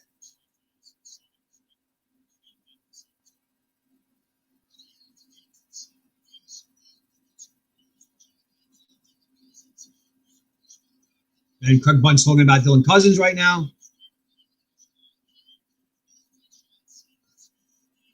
So if you were to label Dylan Cousins as a center, and he's like, I guess, the future number 2 behind Eichel, I wouldn't have a problem with them going after Lundell anyway, because it creates competition. And if you get let's say a really good third line center, or you get a situation where maybe Lundell could be moved to the wing because he's got an excellent shot as well, I really don't have any issues with it. But maybe now we're seeing that Cole Perfetti, if he's not taken here, that Cole Perfetti is in fact slipping down. That we identified him potentially as one of the players that could slip down. And if he's not picked here, I can't see Minnesota taking him, and I can see him maybe ending up with the Jets.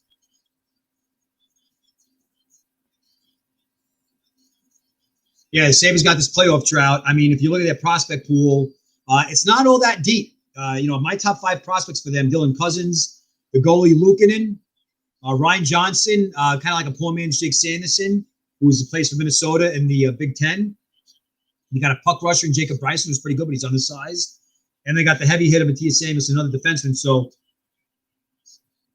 I don't think they go for a defenseman here, like overdraft. A guy like Braden Schneider or Caden Gooley. Maybe you get the goalie Eskarov to create a nice 1-2 combo with Ukko-Pekka Luukkonen, but the pick is in for the Buffalo Sabres.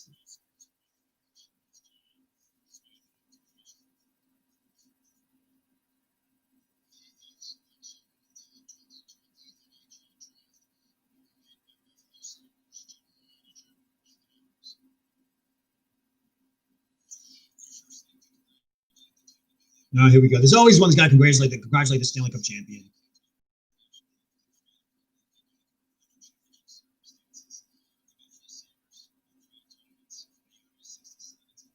Jack Quinn it is. So Jack Quinn, a very slick goal-scoring winger. He's a two-way type. He kills penalties. Outstanding motor. I mean, this kid, he skates and he skates and he skates. He has really the softest set of hands you'll find in anyone available in the draft class. He could finish. Now, there's a couple of things I want to point out about Jack Quinn. I didn't have him ranked all that high. I had him ranked 18th. But remember we talked about the strength of this draft being the wingers. I didn't think that the Sabres would go for a wing, but they actually, at least a right wing. But they wanted the finisher, and they got it in Jack Quinn. September 19th, 01 birthday, so a late birthday. So he just turned 19 about a few weeks ago. 6 foot 176. And right shot from Ottawa, Ontario originally, and also played for the team there. 52 goals and 37 assists in 62 games. Now, there's a couple of things you got to understand about Jack Quinn. Number one, he was not a top-line guy. He played on the second line with Mitchell Holscher as his center. So he did not play on the same line with Marco Rossi. They played on the same power play together, but at even strength, where he did a lot of damage, he was not with, let's say, the top line of the best players. Now, at the same time, the 67s were a machine this year. They rolled over everybody. They were scoring 7, 9, 8, 10 goals a game. I mean, like they were scoring 10 goals a game several times. So I think with Quinn, definitely took advantage of the wide open style. And listen, when you can finish as well as he can, he's not only a guy that knows how to finish, but he's also an inside player, meaning that if you keep him to the outside, because he's got really quick feet and soft hands, he can cut inside and do a move on that defenseman and make him look silly. And then once he's near the goal, forget about it. I mean, the goalie's really got to work hard to seal up. Really has to seal up every opening because he'll find it no matter how small it is. So here's a scouting report on him. One of the better two-way players among draft-eligible wingers. Jack Quinn is a goal-scoring machine who in his first year of eligibility placed second in the OHL, the entire league, with 52 tallies, including 15 on the power play and another 3 while shorthanded. Although he had the benefit of sharing the same ice on a deadly power play with a superior playmaking center like Marco Rossi, for a good chunk of the season, Quinn distinguished himself as a low-maintenance threat capable of creating his own shot or setting up his line mates for their prime chances for their own prime chances at the net. The knee-jerk response to Quinn's rise in draft position, draft circles, is his ties production to Rossi, but Quinn clearly does the work with a different center who got him into scoring position, and you can't fault him for making the most of his opportunities.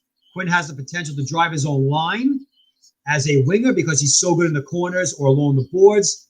Plus, his escapability for an above-average skater is a tribute to his poise and timing of the lateral movements that he makes.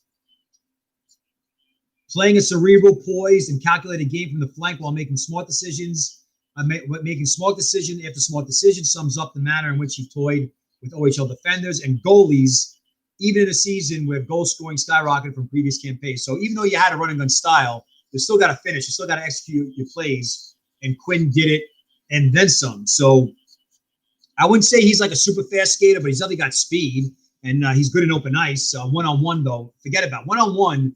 He could be one of the most dangerous plays in this draft one-on-one. So, all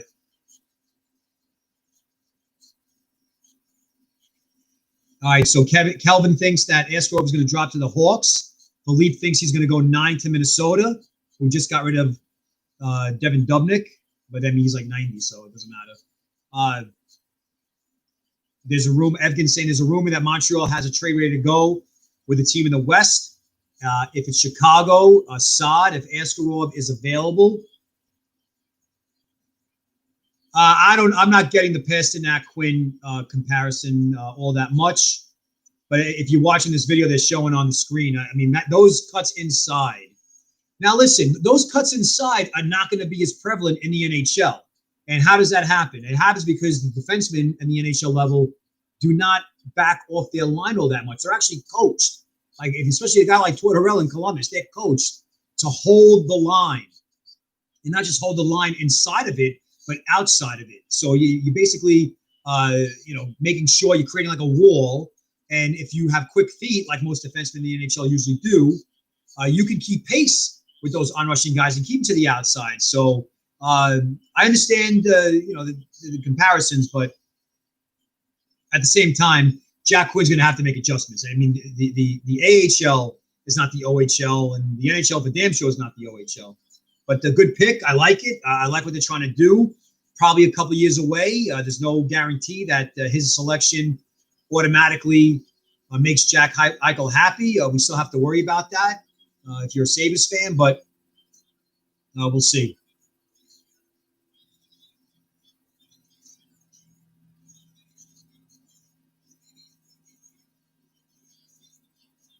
So Marco Rossi looks like the guy to be dropping, guys.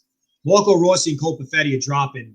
I don't know what Minnesota does here because of Anton Lundell, but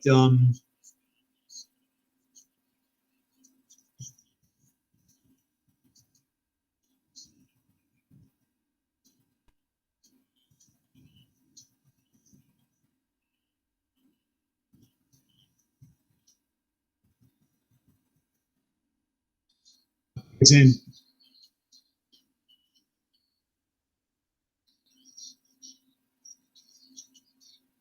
Mr. Personality, Billy Guerin.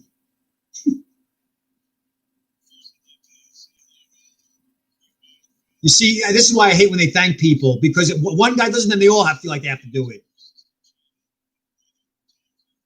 When we got Tom Curvis traded for Scott Niedermayer. Askarov. Rossi. All right, so Rossi makes it into the top 10. Marco Rossi is your pick. Janice Rossi, Marco Rossi. 5'9", 185, still not bad. But Marco Rossi is definitely a kid that knows how to play the game. I mean, he's Austrian, so you're not going to see him in any notable international tournaments outside of the Division 1A, or maybe even one day the World Championships with the men. But I had him ranked pretty high. I had him ranked number 5 overall in my rankings. And so even though we've talked about the size, the playmaking and the vision and the hockey sense are off the charts. He led the OHL in scoring. I think he led the CHL in scoring. He led all Canadian Major Junior in scoring with 39 goals, 81 points, 81 assists, and 120 points in 56 games. So like I said, he never had any like singular moment on the international stage where his game could be scrutinized. It was straight up OHL play. Didn't even have the postseason. Didn't even have the Memorial Cup. It was just his OHL regular season play. And you'd be hard pressed to find a player who dominated his league in Canadian Major Junior as well as Rossi did. And if you look at the coaches poll that they do in the Ontario Hockey League, the coaches voted him one of the top defensive forwards in the conference. They voted him one of the smartest players in the conference. They voted him one of the top face-off men in the conference. And, oh, by the way, he just happened to be averaging freaking over 2 points a game. So here's a scouting report. One of the more exciting forward prospects in his class, this Austrian-born scoring machine, finished as the OHL's leading scorer and won the league's top player award. Rossi's a consistent breakaway threat, but he also contributes in other areas thanks to a high-end motor, strong balance on the puck, and an acute grasp of how plays will unfold before him. I mean, that's anticipation. That's hockey sense. I mean, this guy, how many times, if you guys have watched Rossi as much as I have, how many times have you seen Rossi positioned at the boards to intercept a rim or a hard around that, it was maybe like 2 to 3 seconds before it even materialized? This kid just anticipates better than anybody. And that's why I was surprised when Red Wings passed on him. But in any event, he's a dynamic playmaker with elite finishing skills to boot. Rossi is a critical possession driver for Ottawa, which was the OHL's top teams and would have challenged for the league title and Memorial Cup. So he could shoot it, he could dish it, open ice, odd man rushes. You could always count on him to make the right decision.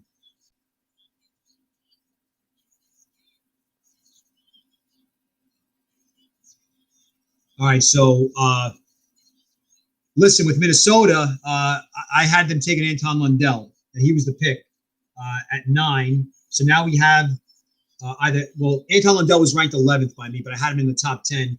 And Cole Perfetti was my pick in the mock draft to Winnipeg. So Jarvis is a kid that a lot of people are in love with. I'm just letting you guys know that. Quinn also, and we talked about Quinn potentially going in the top 10. But for the Jets here, you have those defensemen in the pool. You have that elite firepower up front at the NHL level. You don't have a whole lot in the farm system in terms of like elite scoring potential. When one day Blake Wheeler has to retire, or let's say someone you have to find a way to replace him, or some guy leaves because of free agency.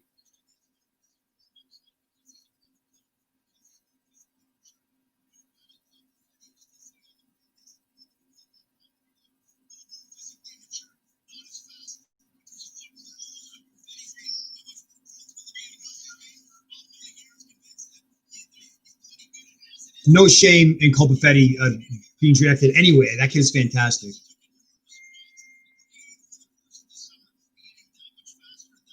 All right, so some of the names we have available here. Dawson Mercer, Askarov is available. Now, speaking with the Jets and goaltending, they have several not premier, but they have several quality goaltending prospects. So I don't think the Jets, and on top of that, they have Hellebuck. So I don't think there's a rush to fix up the goaltending. But the defense was a problem this year with the Jets. They let in a lot of high dangerous scoring changes against. So.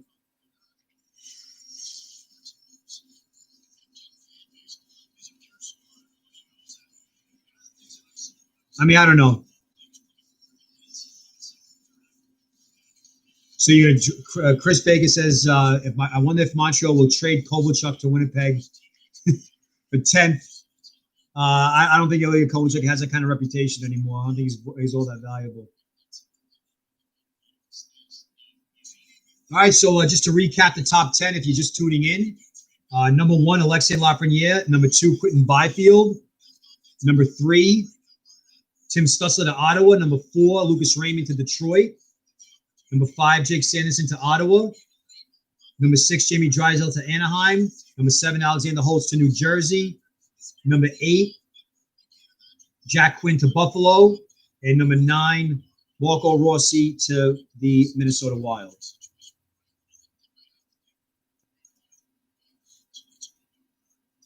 All right, pick is in for Winnipeg.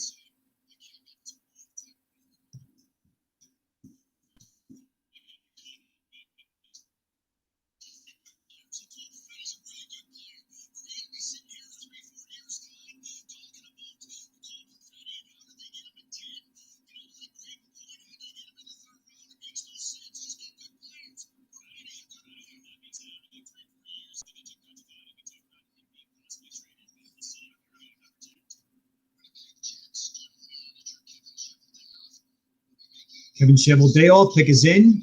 GM of the New York Islanders, former draft pick of the New York Islanders, now GM of the Jets. Here we go with the freaking speeches. Here we go with the speeches.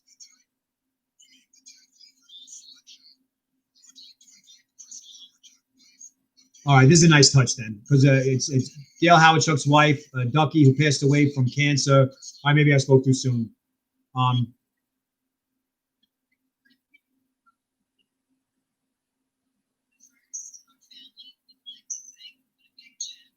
Dale Howardchuk, if you didn't have a chance to see him play, go back and watch some of the old footage if you can. You got old Jets games all over YouTube. The guy was just a stud. Absolutely fantastic player. Carried a team.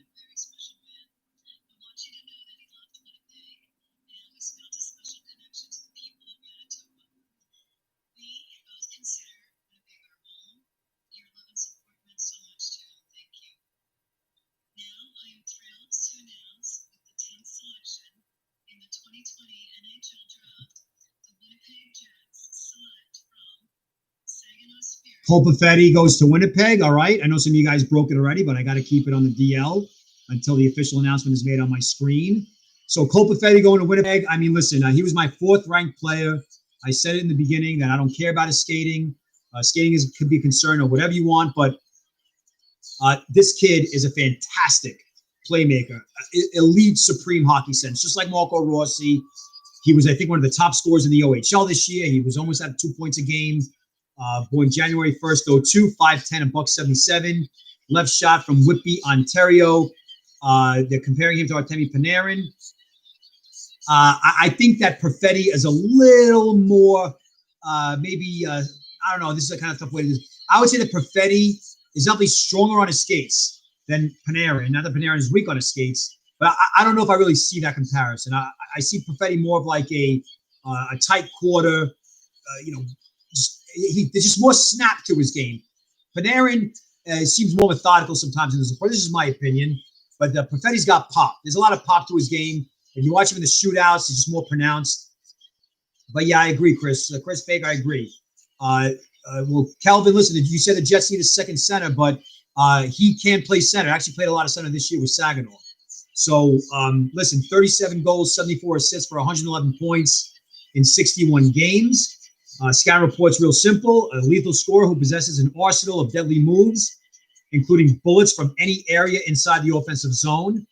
Perfetti is a slick offensive force who also torches opponents with keen vision and elite playmaking. For the second season in a row, Perfetti tortured OHL defenses with either his shot or his playmaking. His 74 assists and 111 points was second only to Marco Rossi in the entire league. And Saginaw's next highest scorer trailed him by a healthy 31 points. In August, he was the top scorer at the under-18 Ivan Lincoln tournament, posting 8 goals and 4 assists in 5 contests. And he had a ridiculous shootout performance with 3 goals on 4 attempts that helped Canada beat Sweden for a berth in the gold medal game. So, I mean, they're showing the replays now. Craig Button calls him Gold Perfetti. They also call Caulfield Gold Caulfield. Perfetti's got just sick hands, man. He really does. So, I think that the Jets know that they need those big boys up front. They need the Line-A's and the Scheifele's and the Ehlers and the Wheelers and the Connors that really drive that team. What makes them, or what could make them, a Stanley Cup contender is the defense and in goal. Well, the goaltending is all set. The forward ranks are all set. But now you got to fix the defense. Well, the defense is going to get fixed anytime soon.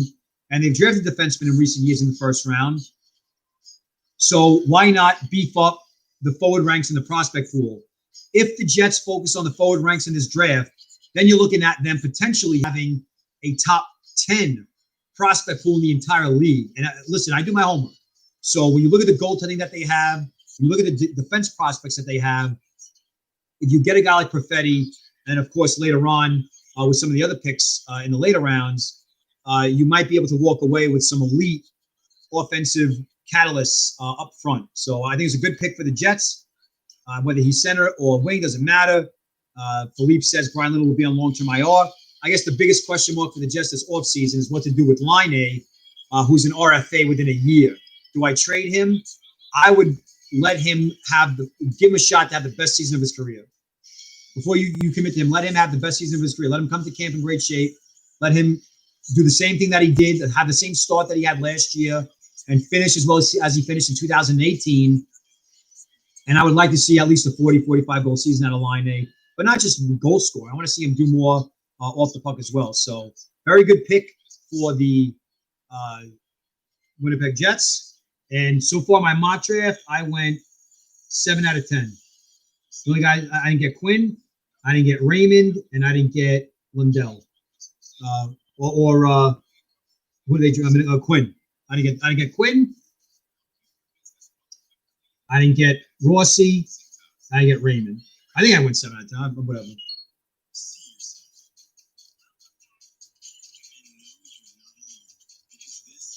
Yeah.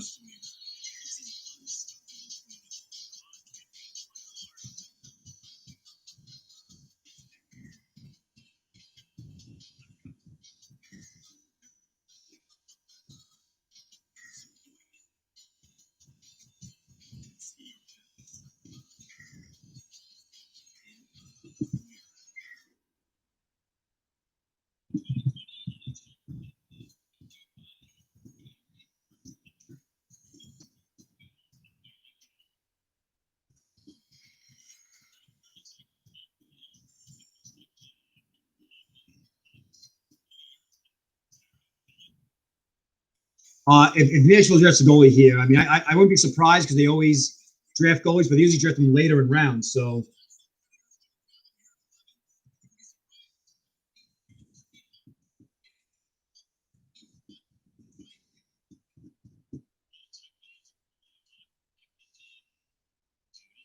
All right.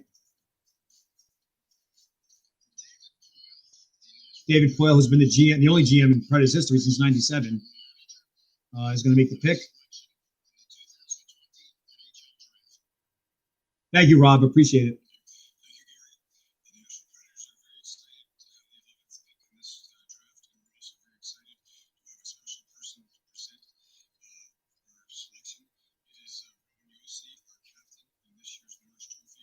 Roman Yossi is going to make the pick.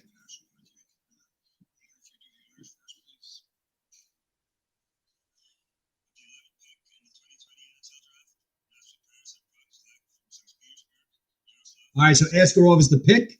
The Predators have always focused on goaltending. It's a staple in their history. Everything has always been built from the net out, whether it be from the net or from the defense. And so you get a guy like Askarov. Listen, I had him ranked 15th.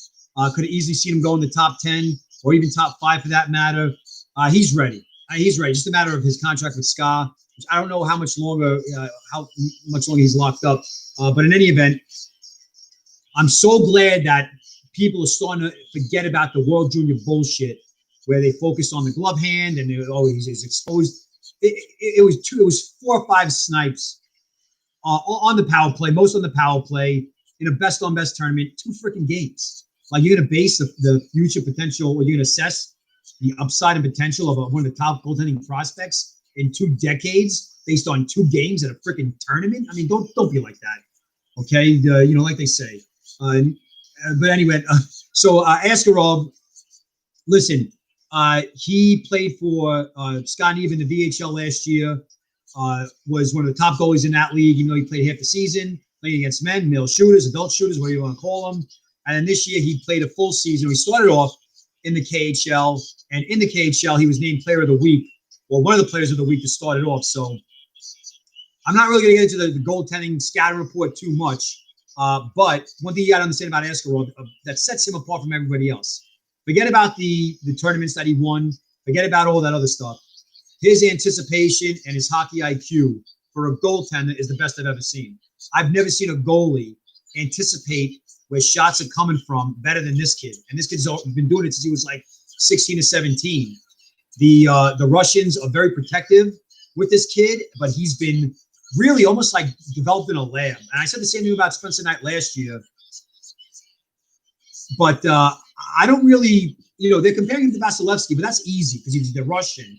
But no, Askarov has the potential to be a perennial Vezina candidate. Not the kind of Vezina candidate who gets a lot of wins because he plays for a good team.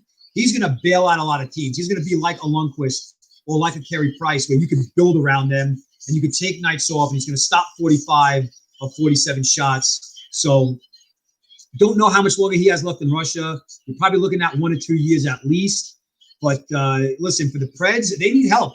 They need help. I mean, Saros, listen, Pekka Rinne has been a godsend for that organization, but he's getting older. Saros has his moments. But now you have that elite premier goaltending prospect that you can build around. So a good pick by the Preds. I think, it's not surprising. But now we're seeing the likes of now Seth Jarvis and Anton Lundell available for some of those teams picking the middle. So listen, the Preds, they're regressing. Their points percentage went from 713 to 610 to 565. And they have not won a playoff series in the last 2 years. So Preds also have 2 second-round picks, guys. They have a 37 from New Jersey and a 42. So they could address the offense with that. And actually, they also have 2 third-round picks. So you get 2 seconds and 2 thirds. You could take a shot on a goalie.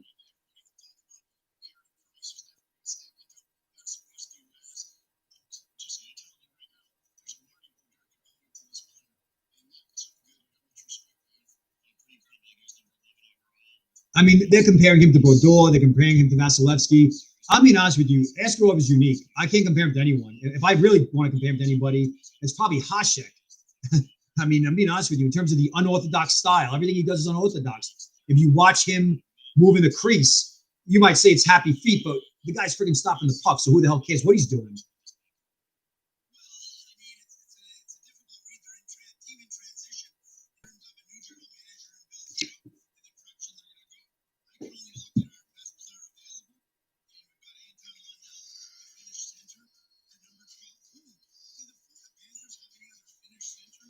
All right, so Florida's on the clock.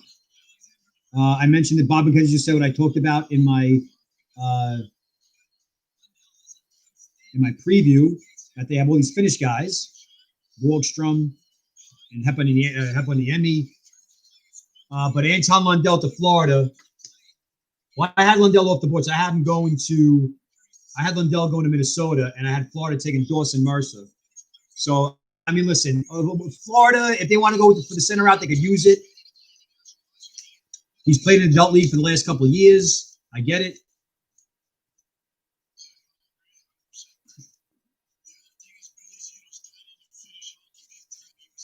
All right, so PS saying that Bill Zito, the new GM, is not into Finnish hockey. My top five prospects are all mostly wingers for Florida. They got the goalie Knight, Owen Tippett, Roy Denisenko, Yachuk the goalie, and Gildon, the left defenseman. They could use a center.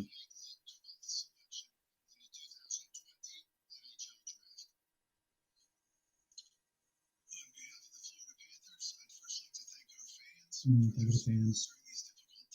Oh, Jesus.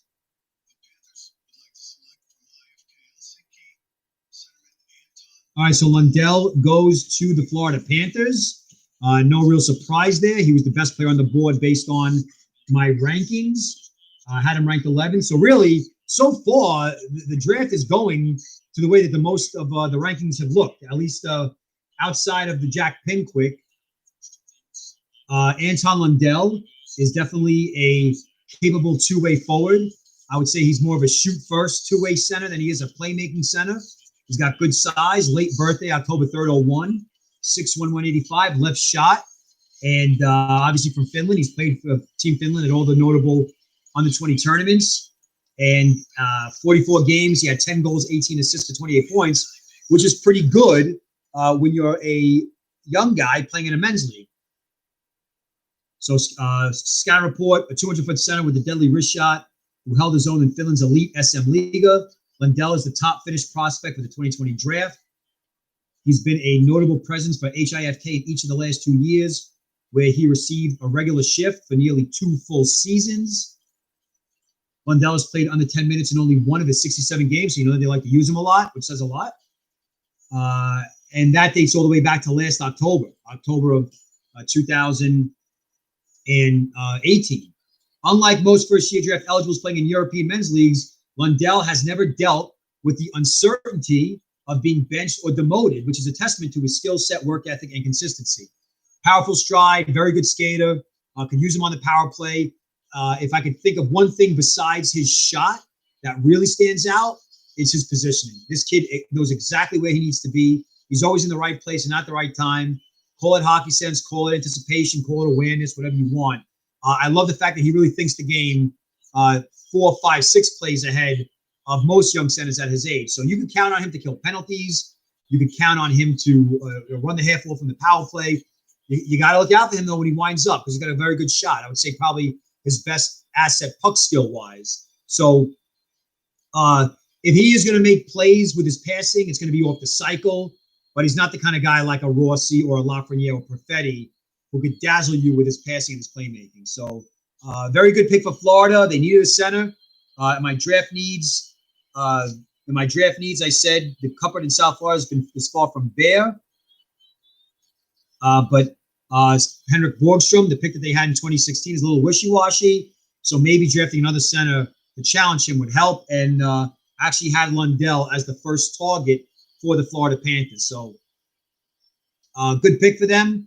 But at some point, the Panthers got to make a move. They got to make a move in that division. They got the firepower. They got the Barkovs, and they got the Hubertos, and they have the Ekblads. They got the Keith Yandels, and they have all these high-powered wingers in the pipeline. Denisenko, Tippett. The good thing about Owen Tippett, their first-round pick from 2017, is that he had a strong season in the AHL, and Grigory Denisenko is pretty much, he's in the KHL. He's ready to come over to North America. All right, so the next pick belongs to the Carolina Hurricanes. This pick was acquired from Toronto in the deal to take on Patrick Marleau's contract. It was the move that some viewed with a raised eyebrow because the Leafs, we all knew why they were doing it. They were doing it because they had to make room to sign their big boys. But they're interviewing Jake Sanderson now. Robert Jacobson, pretty amazing to get that much ice time in a men's team. One thing that speaks out to his maturity is that a lot of Finnish top prospects attend prospect camps in the summer where current NHL and KHL players teach them small things like positioning, face-off, shooting effectively, blah, blah, blah. Yeah, I agree. He's definitely made the most of that. I agree, Robert. I mean, he's just a mature, cerebral player. I mean, he's going to make it in the NHL. I never see him being a bust. I never see him being the kind of guy that the fans will turn on. Like, you know what you're going to get every game in and game out. So I think that when you're picking like right outside the top 10 and you have a void at center ice in the organization from a prospect standpoint, it was a no-brainer in my opinion. All right, so the Carolina Hurricanes, one of the top prospect pools in the league. They're loaded at every position. They're loaded in goal, loaded on defense, loaded up front. They've traded some assets to bulk up for some runs. They went to the conference finals 2 years ago. And then last year, they had everyone was picking them to go far, and they ended up getting bounced, I guess, sooner than later by Boston. And so their top 5 prospects right now, I got Morgan Geekie, the center, Jake Bean, the left defenseman playmaker, Alex Nedeljkovic, the goalie, Ryan Suzuki, another center, and then Dominic Bach, the winger sniper they got from the Blues in the Jake Falk deal. So my realistic targets right now, Seth Jarvis, Dylan Holloway, Anton Lundell, Braden Schneider, but of course Lundell is gone. So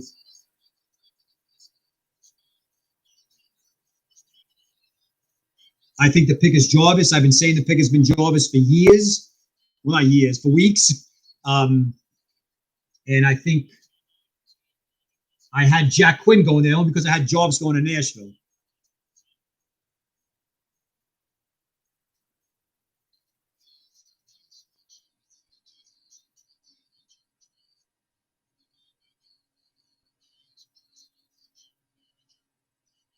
Right, Don makes the pick. He's got his grandkids. Yep, Seth Jarvis is the pick. A fantastic playmaker. I mean, this guy is a dynamo on the puck. He's not very big, but he more than makes up for it with his playmaking, his tenacity, his vision. He's just all effort. He's a notable kid. He's been on all the big Team Canada teams. You're going to see him at the World Juniors. This guy epitomizes best player available at 13. I mean, born February 1st, 02, 5'10", 175, right shot from Winnipeg, 58 games, 42 points, 42 goals, 56 assists for 98 points in the WHL. I mean, it's pretty reasonable to think that if he was in the OHL, he probably would have scored about 115, 120 points. If you're watching the feed right now on the NBC Network or Sportsnet, the package they put together, this kid is just a dynamo. He can do everything. He could set up plays. He could skate. He could hammer it off the pass. He could score from in tight. Outstanding, slick guys. I would say he's definitely more pronounced. His slickness is more pronounced than Jack Quinn's, which was a little surprising that the Sabres decided to overlook that. But again, you can't really fault them because they're somewhat similar, but no issues with the size because he makes up for it with heart, with compete level. And also, listen, he's got fantastic hockey sense. And on top of that, he's got outstanding enthusiasm. And if enthusiasm could be outstanding, he's always involved. All right, so he's listed at 5'10", 175. Yeah, not bad. Evkin says they need a guy who could score in front of the net. Reichel should be the pick. But listen, Jarvis is no joke in front of the net. He's got a pretty good low center of gravity and lower body strength. And so I think he can dig in and fight for that net front positioning. But he goes to the net hard. I mean, teams like that. They like guys that go to the net hard. And Jarvis definitely is that. Scatter report is pretty self-explanatory. A slick and cerebral forward with excellent hands. Jarvis finished second in the WHL in scoring thanks to a monster second half of the season. He has all the tools required to be a dominant player in Major Junior. He can dish the puck with flair, but also play the role of a sniper thanks to an excellent shot release. Jarvis keeps his feet moving at all times and tracks the puck like a hawk. And when he takes control of it, he'll button hook or curl to change the plane of attack and improve his angle. Compounding issues for defenders is a strong balance as Jarvis darts inside with consistency and doesn't seem deterred by traffic or a potential double team. So he's not, doesn't buckle under pressure. He also provides his coaching staff with the necessary intangibles to contribute in other areas such as special teams, and he communicates well with his line mates while trying to execute set plays. I mean, he's a student of the game. He's a real good pick, and I like it for Carolina. 10, Roy to 10 was Cole Perfetti, went to Winnipeg. Oh, you guys welcome anytime. You guys enjoying the stream? Is the first time I've ever done this? So I hope you guys are enjoying it. Hopefully the information is okay. Hopefully the sound, the video quality is okay. Is the video coming in okay, or is it choppy?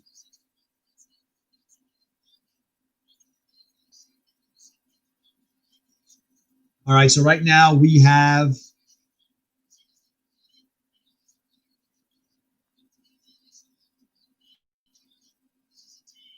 here's the big one. Edmonton Oilers. This was a pick. I had them taking a guy like Yaroslav Askarov, but he's gone. So if you're the Edmonton Oilers, you don't really need a wing as much because you just drafted Kyle Yamamoto, and he looks like to be a stud. Yeah, I don't know. I tried to set up the internet, speed it up and whatever, but I'm not. I know that there's like 4K cameras out there. I could get in some type of encoder and was going to boost up my internet speed. But just I ran out of time. I'm trying to cover the draft at the same time doing this. But when I bought this little video camera here, I thought it got the highest ratings, and I don't know, it was 30 frames per second. I guess I should have got 60, but yeah, Dawson Mercer is a good possibility here. In my mock draft, I had them taking Askarov, but another possibility could be Dylan Holloway if they're not down on his lack of production in his draft year. Maybe the Russian, Rodi Namirov, but then again, the Oilers don't really draft Russian kids high in the first round. Maybe Noel Gunler. I guess they said Connor McDavid had COVID. I mean, I don't think the Oilers go too far off the board here. Yeah, I think Holloway's in the mix. Mercer's in the mix.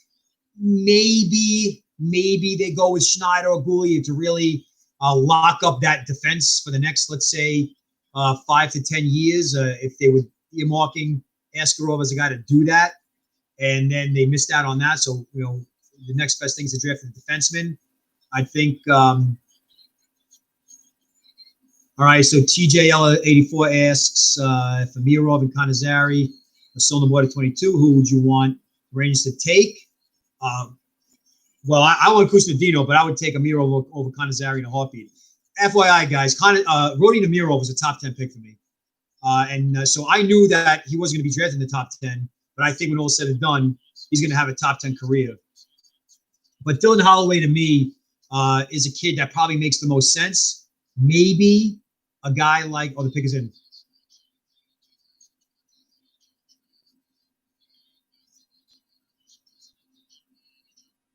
Ken Holland, Western Canadian guy, Western Canadian scout with the Red Wings. Holloway's the pick. All right. Now, listen, Dylan Holloway was a preseason top 10. I talked about it so many times on the podcast. If you don't know, Draft Analyst podcast, Spotify, iTunes, SoundCloud. Had him ranked 14th. Dominant player in the AJHL. Always seemed to play like 1 or 2 levels above his age. Not just the fact that he was playing, but also dominating in that regard. Played for Team Canada, the Under-18 World Championships in his draft -1 because he was a late birthday. The thing was with Wisconsin this year, it was a dumpster fire. It wasn't his fault.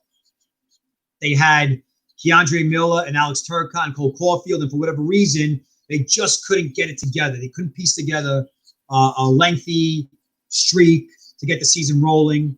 When I had a chance to go see him play at Notre Dame, the kid was a monster. He was hitting everything in sight.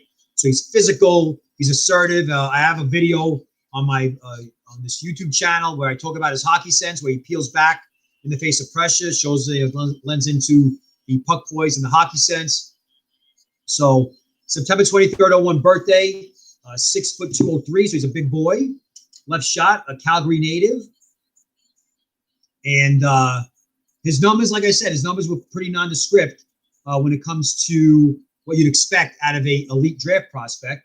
But still, as a college freshman, 35 games, 8 goals, 9 assists for 17 points. A lot of those points came in the second half of the season. So you had to give him a little bit of an adjustment period when you're going from a league like the AJHL.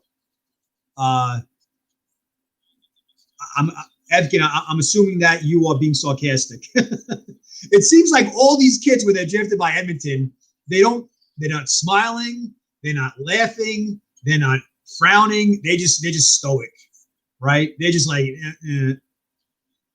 When McDavid got drafted by Edmonton, I tweeted out the GIF of him, or the GIF, whatever, of him, like, almost looking like he was beside himself, like Edmonton. But listen, the Oilers are a legit team now. They're a powerhouse, or soon to be a powerhouse in that division. They should have won the division. I think they were about to. If Vegas didn't, I guess, make those changes and catch up to them. But now at 15, we got the Toronto Maple Leafs. Well, actually, let me get into some Dylan Holloway scouting reports real quick. Hardworking power forward with a strong sense for the game. Holloway was one of the top players in Canadian Junior A for the AJHL's Okotoks Oilers before beginning his draft year as a freshman for the University of Wisconsin. Blessed with ideal size and excellent balance, Holloway is a jack of all trades who can play either center or wing, serve as a playmaker or finish around the net, and most importantly, be matched up against opposing top players. So you like that if you're an Oilers fan. Although his freshman year with the Badgers did not produce eye-popping stats, one must consider his ability to impact shifts without denting the score sheet. I mean, that's important. You're not always going to score 2 points a game. Additionally, he was the key figure in a Wisconsin recruiting class that also included Alex Turcotte, Cole Caulfield, and Owen Lindmark. So there was only so much puck for these talented underclassmen to share. He pretty much says it all. I mean, I think he can play down low. He can play up high. He's got very good speed. Some might be concerned with the lack of production. Maybe he's not exactly a high-volume scorer or a high-volume shooter.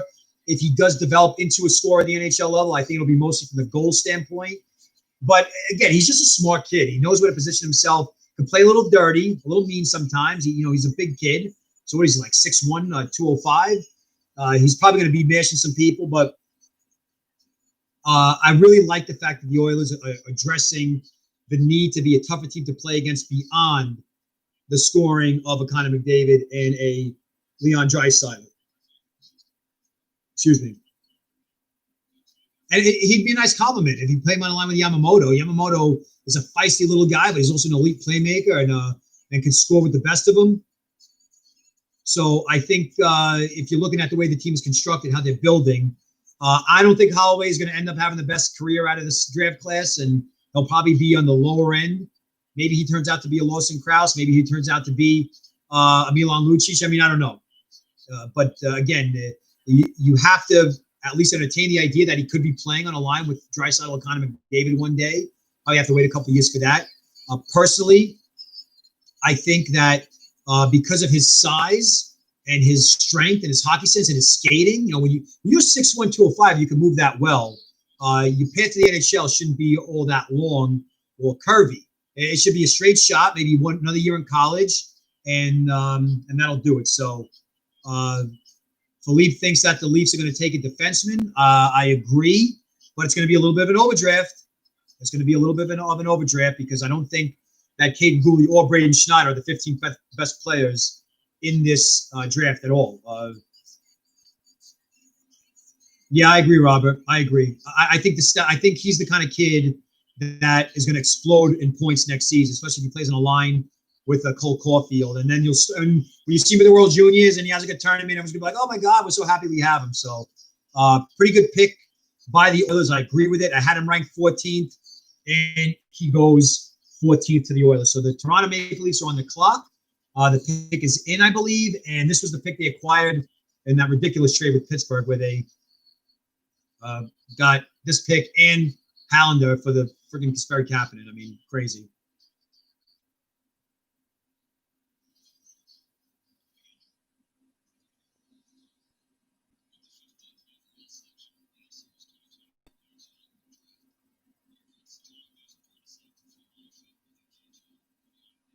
Rodi Namirov, very good pick. I like it. He's tough. He's not a finesse guy. I like this pick a lot. Very good Maple Leafs. Like I said, I had Amirov ranked in my top 10. I felt that he was just the kind of guy where he dominates the possession game. He's a slick inside player. He can handle the beatings along the wall. He plays with bite, not in a North American aggressive kind of way. But this kid is so elusive. Listen, you're going to look at the measurements and you're going to see 6 foot 167. Maybe he's now 175. This kid does not get intimidated by playing against bigger players. He's off to a great start in the KHL playing for Ufa. He spent about half the season in Ufa, and then he went back to Tolpar, the MHL team, and with them he played center ice. And playing center ice with them, he was able to not only put up almost 2 points a game or a point and a half a game, but was also pretty effective in the playoffs as well. This guy can do it all. I thought he was really good in the CHL Super Series. Just missed the cut, making the Russian World Junior team. They ended up going with Groshev, but Amirov is a wonderful player. I think it's a fantastic pick. 17 games, 10 goals, 12 assists, and 22 points in his time in the MHL last year. And here's my scout report. A dangerous 200-foot forward with a reputation for being clutch. Amirov is a late 2001 born prodigy who parlayed an impressive rookie season in the MHL and a dominant under-18 World Championship in 2019 into a much-deserved promotion to KHL Salavat Ufa. Although he didn't put up impressive numbers while playing against adults, Amirov went back to a low-scoring junior league like the MHL and absolutely torched it. His 1.29 points per game and 5.0 shots per game averages were the best among all teenage draft eligibles in the MHL. He carried his dominant regular season play into Tolpar's first-round matchup with Stalin Lisi, where he centered his first line and went blow for blow with opposing top center Yuri Platonov. It was kind of like a heavyweight match. If you follow Russian hockey the way that I do, when some of us do, we're kind of nerds like that. Although he logged big minutes, Amirov's motor was nonstop throughout his entire shift. Listen, this kid made Spencer Knight look pretty silly when he was playing for Russia at the 2019 Under-18 World Championship. So he averaged well over a point a game in that tournament as a draft -1. But I think it's a very good pick for the Wings. I know Leafs fans are like, where's the size? Where's the grit? This kid is gritty, but more in the sense of competitiveness. And I would say his best trait, Amirov, that is his stick handling and his puck skills.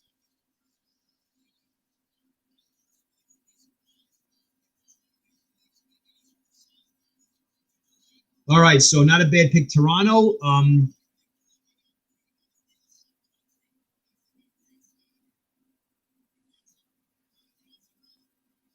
And it looks like, so Montreal's on the clock. We're still waiting. Bob McKenzie's talking right now.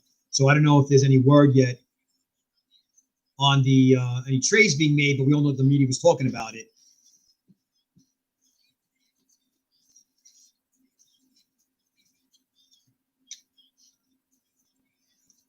I mean, Canadians are in a tough spot. I mean, demanding fan base, demanding market.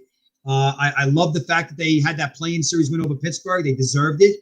They had a really good that defense pairing with Sherratt and Weber. You got Petrie as well. He's a good defenseman. So yeah, and you still got Carey Price, so he's not going anywhere. So they just traded Max Domi for a guy like Josh Anderson, a big, heavy, physical forward. So I think the talk we've heard with the Canadians has been about culture and being tougher to play against, but they didn't have a very good regular season. So they've been so up and down. They were 500 in 2016, 585 in 2017, 433 in 2018, 628 in 2019, and all the way down to 500 again. So they traded their third-round pick to Columbus in that Anderson deal, but they still have 8 zillion picks. I mean, they got picks 16, 47, 48, 57, 70, something. They have like 3 picks in the 4th round. They got picks everywhere. I'm not looking up at Cap Friendly right now. I'm looking at my draft guide. So they're saying maybe Hendrix Lapierre. Listen, Lapierre has had 3 concussions in 2 years. So from a skill standpoint, easily top 10 talent, but 3 concussions in 2 years.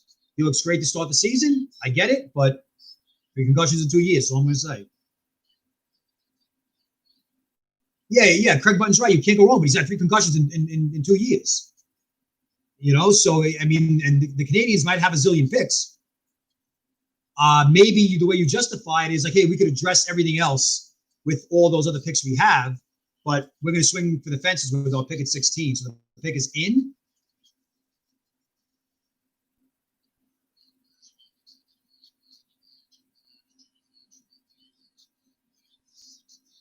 Bergevin's going to make the pick.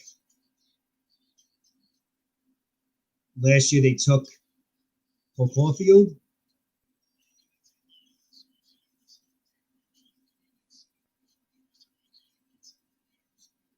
So Caden Gooley, a defenseman, physical, 2-way defenseman. He's happy. His family's happy. He's Brendan Gooley's younger brother. I actually had Caden Gooley going to the Devils at 20. In terms of draft needs, I said that the Canadians have drafted 17 defensemen. 17 defensemen since 2015. There are some teams that barely have had 25 picks total since 2015. And in that span, the Canadians have drafted 17 defensemen. They got Romanov. They got, some of the quality defensemen as well. But I felt that center ice was a position that, winger was a position that they've been avoiding, that they've only drafted 7 wings in the last 5 years. So I thought that maybe they'd identify that as a priority, but maybe they consider Cole Caulfield to be the elite or supreme option when it comes to wings. And they end up getting a guy like Caden Gooley. Now, Caden Gooley is definitely a first-round talent. I did not have him ranked outside the first round. I believe I had him somewhere in the 20s. I'm going to pull up his scouting report in a second. I had him at 22. He was ranked 8th in North America by Central Scouting. Born January 18, 2002, 6'2", 186. Left shot from Edmonton, Alberta. 64 games, 11 goals, 29 assists for 40 points. He's a minute-eating 2-way defenseman who has been a critical piece to Prince Albert's success. Prince Albert's been one of the top teams in the WHL. They were in the Memorial Cup last year. They probably would have challenged for it this year, at least the WHL crown. Last year, when they were on this deep run, he was a top 4 defenseman. This year, he was their number 1. So his minutes increased, his role increased. After the Raiders had a bunch of graduations, and he handled it fine. Gooley pieced together an impressive draft season in which he showcased his offensive abilities. In addition to his defensive zone prowess, he's got length, mobility, smarts, and aggressiveness. And Gooley was quite consistent in piecing all of them together while performing in all situations for the Raiders. He established career marks in goals and assists, and he was a fixture on both the power play and the penalty kill. So you're getting basically a 2-way defenseman who more than likely turns into a mobile shutdown defenseman. Don't know how many points he'll put up. He's got a pretty good wrist shot. But like some of you are pointing out, I agree that next year's draft is defense heavy, and I felt that the Canadians overdrafted here. But it is what it is.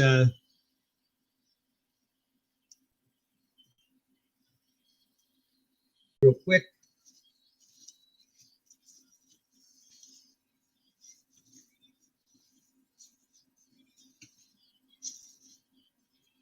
They're trying to get all medical and technical with his medical issues. 3 headshots in 5 years. They even tried to say that LaPierre's injury was a neck injury.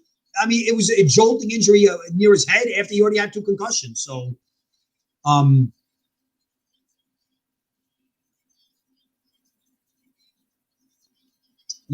have forward as a draft need for the Blackhawks. Some of the targets: Murat Husnudinov, Joel Blomqvist, and Dominic Comesso as the goalies, but that's going to be later on in the 2nd or 3rd round.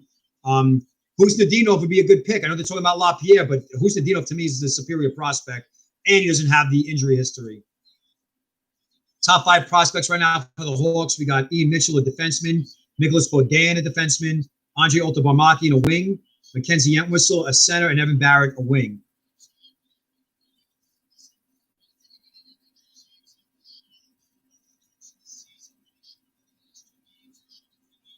But they're really pumping up the LaPierre kid. They're really trying to make it out. And I understand why. Could be his agent being involved in this. Could be the family. I don't know. I don't think, all the players you listed, Philippe, are great picks. I like them a lot. I think Torgerson's first round quality. I think Colangelo's borderline first round quality. Maybe Yarvin T as well, considering with that shot he's got.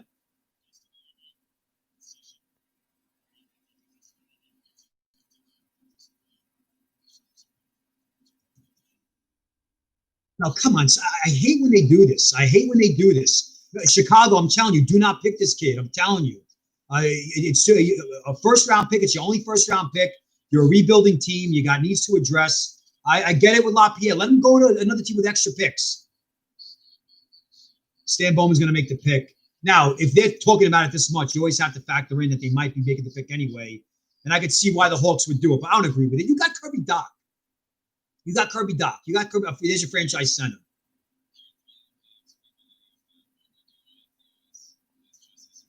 Oh, God, Bowman. Come on. Make the freaking pick already.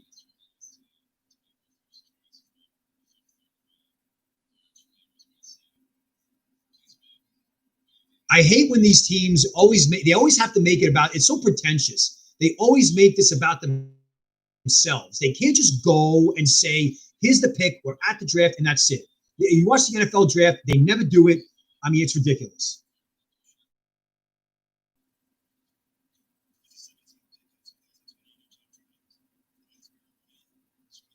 All right, Lucas Reichel's the pick. Very good. I agree with it. In the mock draft, I had him going to the Canadiens at 16, so I wasn't too far off. And actually, Reichel, well, he was not one of my intended targets for the Hawks.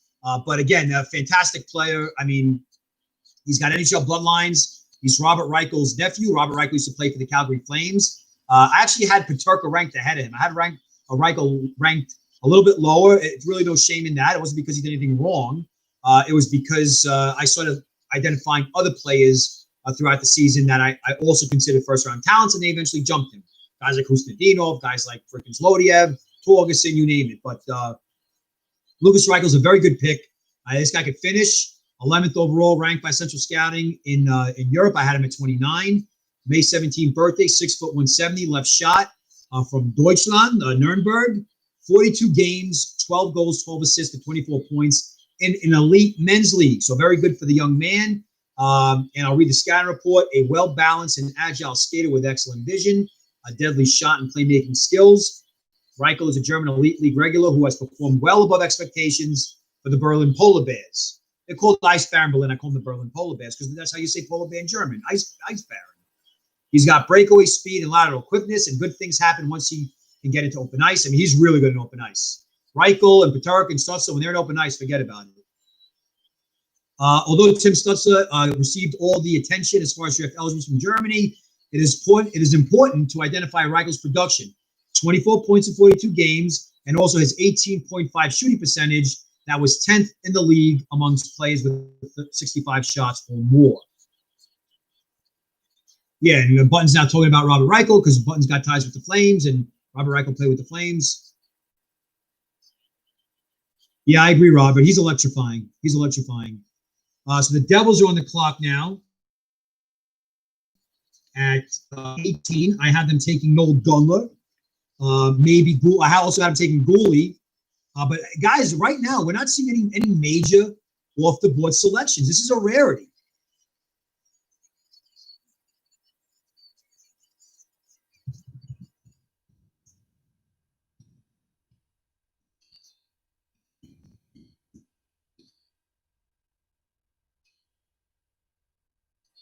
All these kids, they always say the same thing. You know what? I like when they're actually at the draft, when the draft is actually in an arena, and they interview the European kids. They like, especially the Russian kids who barely speak English. Like, how important is it for you to be successful in the NHL? And the kid's like, good. Like don't interview the kid. Unless you have an interpreter there.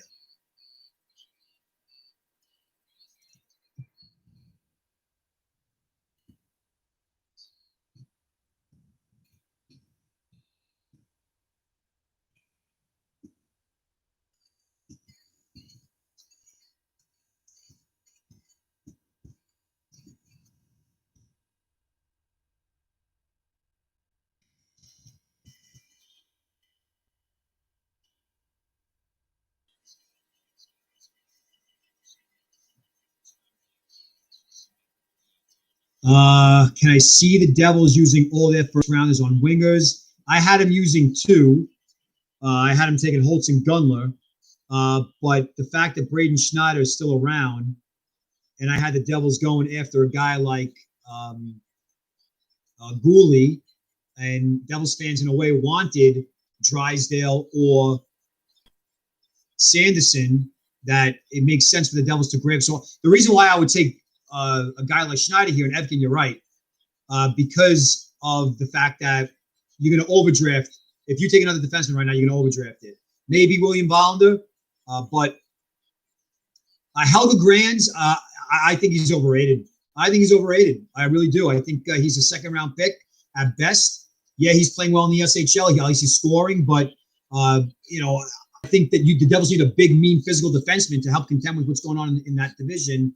And Granz is just more like a kind of plain puck rusher and gets lost in coverage. And, I felt he got outplayed at so many levels by his teammates, whether it be Emil Andre or Vollander or even Leo Loof.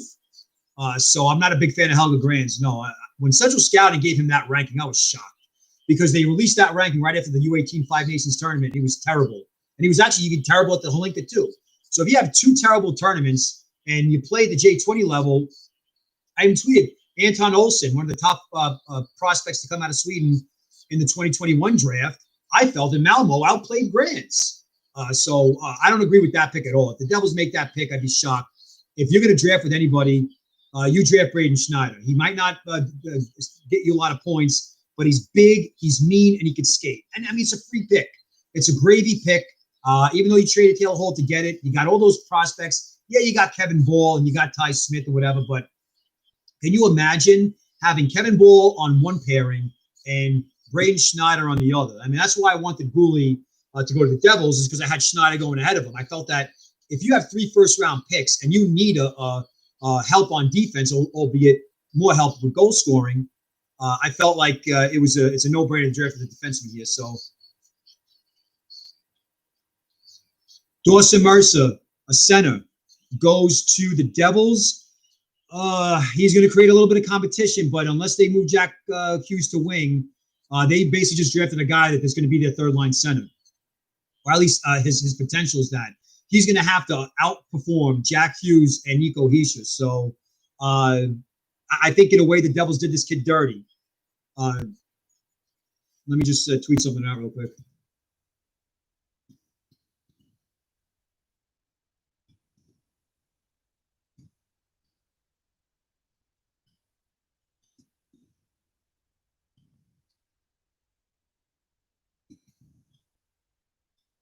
I don't know. I mean, like you got Jack. I mean, is it a safety net for Jack Hughes or Hischier? Like you're basically drafting a third line guy. Like you drafted Pavel Zacha in 2015, and now he's your third line center. I like him.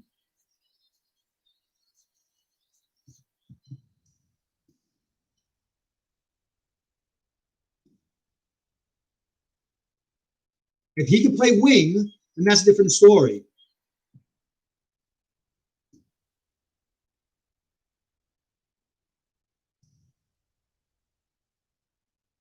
He can play wing. I mean, definitely.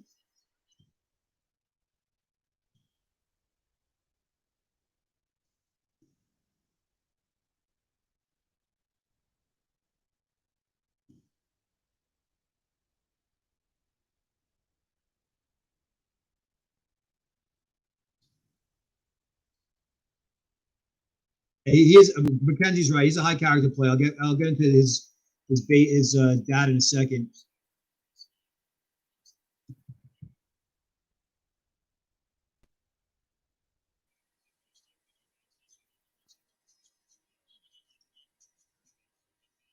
All right. So So Dawson Mercer was definitely one of my better centers in that group. Remember, if you listen to my podcast, I had him ranked 23rd, and he goes 18. If you heard me talk about him in the podcast, I said that he could play center or wing. Central Scouting was pretty high on him. 10th overall North America, late birthday, October 27th, 6 foot 180, a right shot.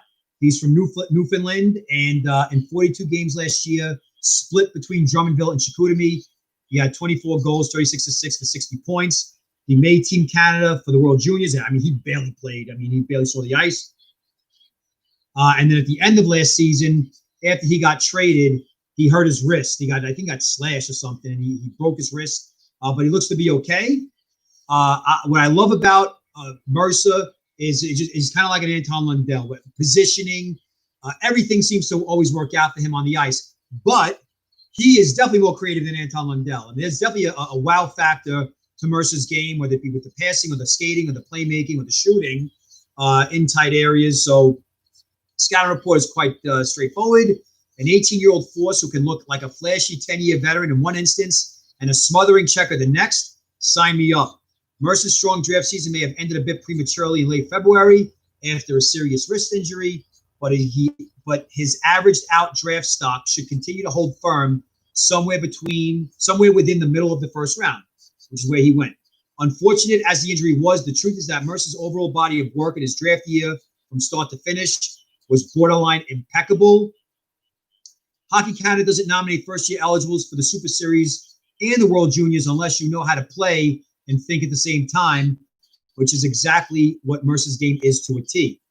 Although he plays center and wing, and he looks like a natural at both, I don't see any major flaws in Mercer's game. He is always around the puck, and when he's not, Mercer's always in the right place to wait for it. Mercer acts and reads and reacts to support the idea that his focus is consistently clear. You don't just end up on the receiving end of that many grade A chances simply because you're lucky or have a great line mate. So that lends to his hockey sense. All right, so good pick for the Devils. I don't think that he'll be a center, though. He could play wing. So just keep an eye on that. All right, so Calgary on the clock. I got him taking Braden Schneider. So I think it's right there for them, isn't it? It's got to be. All right, we got a trade, I guess. Rangers trade up. So the Rangers trade up to 19. Wait, what am I reading? What do you got? I can't see. Well, I'm just watching the feed, so I can't tell. What trade happened? Philippe, you got to hit. All right. So 72 and 22 from the Rangers to Calgary for pick 19. Is that the trade? They're going to take Braden Schneider. The Rangers are going to take a defenseman. They're going to take a defenseman. The Rangers love the WHL. They're going to take either Conazari or they take the defenseman. They did this with Keandre Miller. And they're going to let Kustendinov go. All right, so the trade is in. The Rangers, the Calgary trades 19 to the New York Rangers for 22 and pick 72.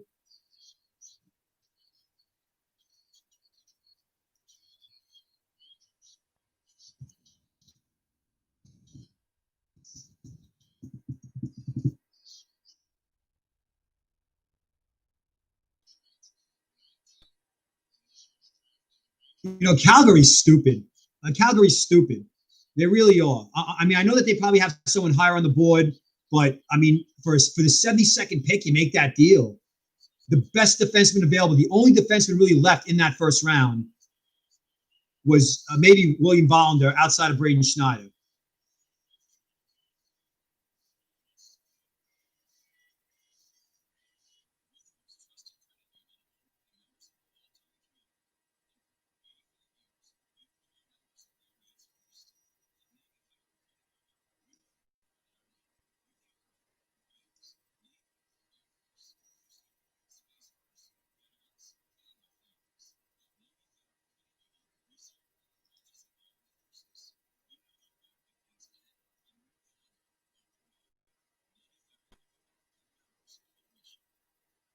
All right. Yeah, I know the Rangers made a similar move with Keandre, but I mean, look, they passed over other guys who, I mean, I had Rasmus Sandin, I had a Keandre Miller. Keandre Miller hasn't really proven anything just yet. He's a good prospect and I like him, but the Rangers just full. I mean, listen, I'm going to wait, but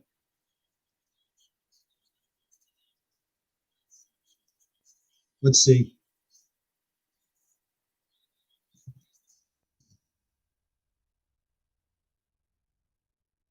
All right. Well, the good news is that the first round is almost over.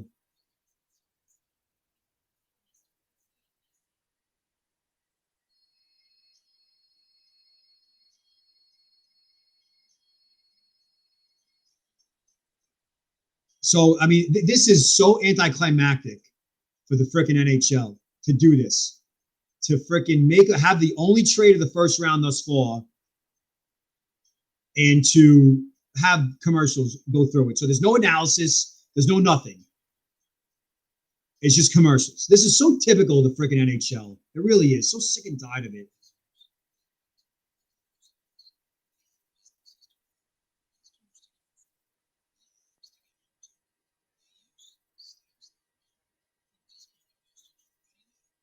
All right, well, listen. So the Rangers are on the clock now at 19. I would not take a defenseman.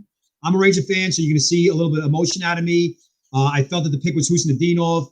Kid is a dynamic play. The Rangers don't have a second-round pick, and now they traded one of their third-round picks. So really, if they don't draft a center here, they're going to go into this draft with only a middle third-round pick and a couple of like sixth and seventh, so whatever it is, to address the center ice position. I mean, let's see. I mean, it could be Kanazari. I mean, I don't know. Make the frickin' pick already.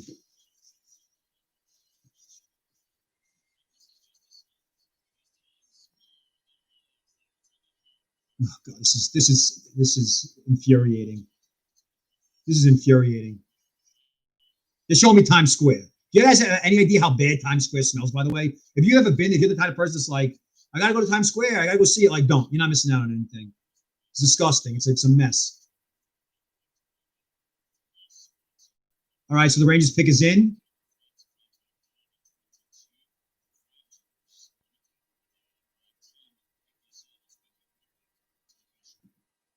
Why are you going to the commissioner? Just go back to the Rangers table.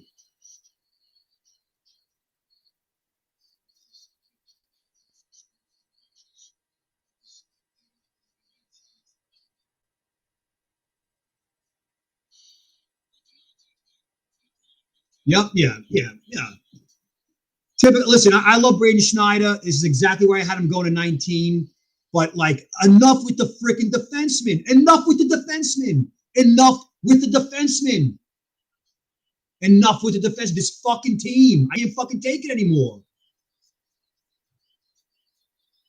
No, Craig Button's right. We're not going to like the pick. It has nothing to do with Braden Schneider. It's this fucking organization. They do this all the fucking time. So, okay, he's a right defenseman. You got Jacob Trouba signed for 9,000 years. You're going to have Tony DeAngelo signed. You got Nils Lundqvist, Adam Fox. The right side is fucking set. I feel my neighbors must be freaking the fuck out right now. This fucking team, man. It's so funny. It's so fun. Every year, the smartest guys in the room, any idiot could have drafted Alexei Lafreniere with the first pick. What did the Rangers do to earn Alexei Lafreniere? What did they do? They won a freaking lottery ball. It was probably rigged to begin with. Oh, he's physical and he hits, he skates. We get it. You don't need him.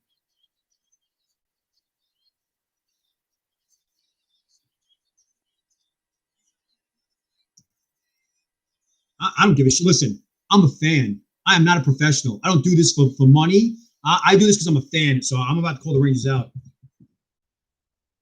Fuck that shit. Yeah, a righty shutdown B. That's exactly what the Rangers need.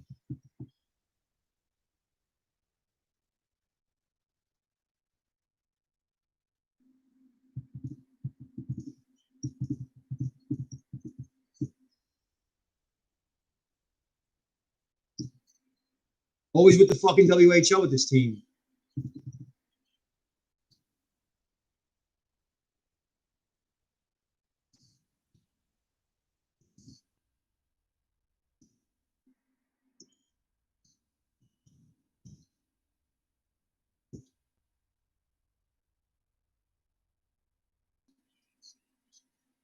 All right, I'm not going to let this affect my mood.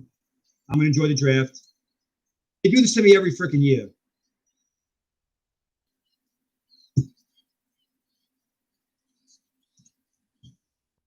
I mean, listen, I'm not even going to give a scouting report about the kid. He's a big physical defenseman who hits. He had like 90-something shots this year as a number one defenseman for a WHL team. That means like he's like averaging 2 shots a game as a number one, whereas most number one defensemen in Canadian junior hockey average like 3 and 4 shots a game. I watched like at least 20 of his games. He's not very creative, but he's got the speed and he's mean and he's physical. I get it, but what freaking year is it? What year is it? You need strength at center ice.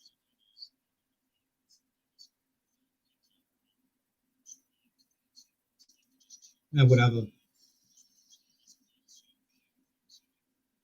So what is the point? What is the point of stacking up your D? What is the point of stacking up your D on the farm system? In the farm system, why are you loading up on D like crazy? What the fuck is going on with that organization? Like, I mean, seriously, I'd love to know who's inside that organization and telling them that they have to keep drafting these WHL defensemen. And I mean, it's out of control. It's so out of control.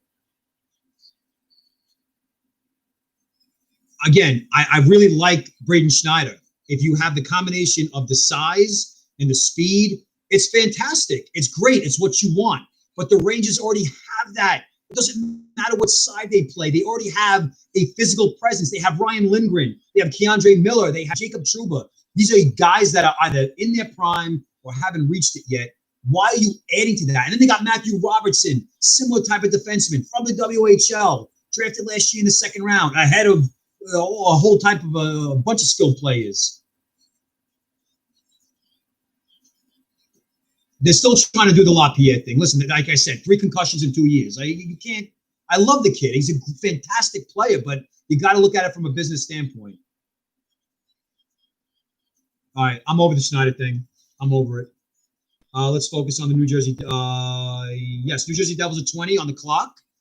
So they've already taken a center and Mercer, but a wing, and they also took Alexander Holt. So maybe they go for a guy like William Vollander. If they go a little bit off the board, I wouldn't mind. Now, if the Rangers took Vollander, I wouldn't mind that as much. You probably wouldn't see me complain. But it's just that typical mentality that these freaking guys that run these teams, they're so old, you know? Oh, my wife and my kids are home, by the way. So I don't know if you're going to see them.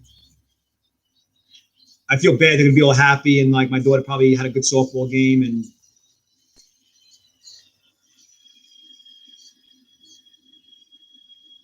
I think it was if they won today, they make the playoffs. She's like 8, so it's not like this freaking crazy competitive game, but it's Tennessee, so.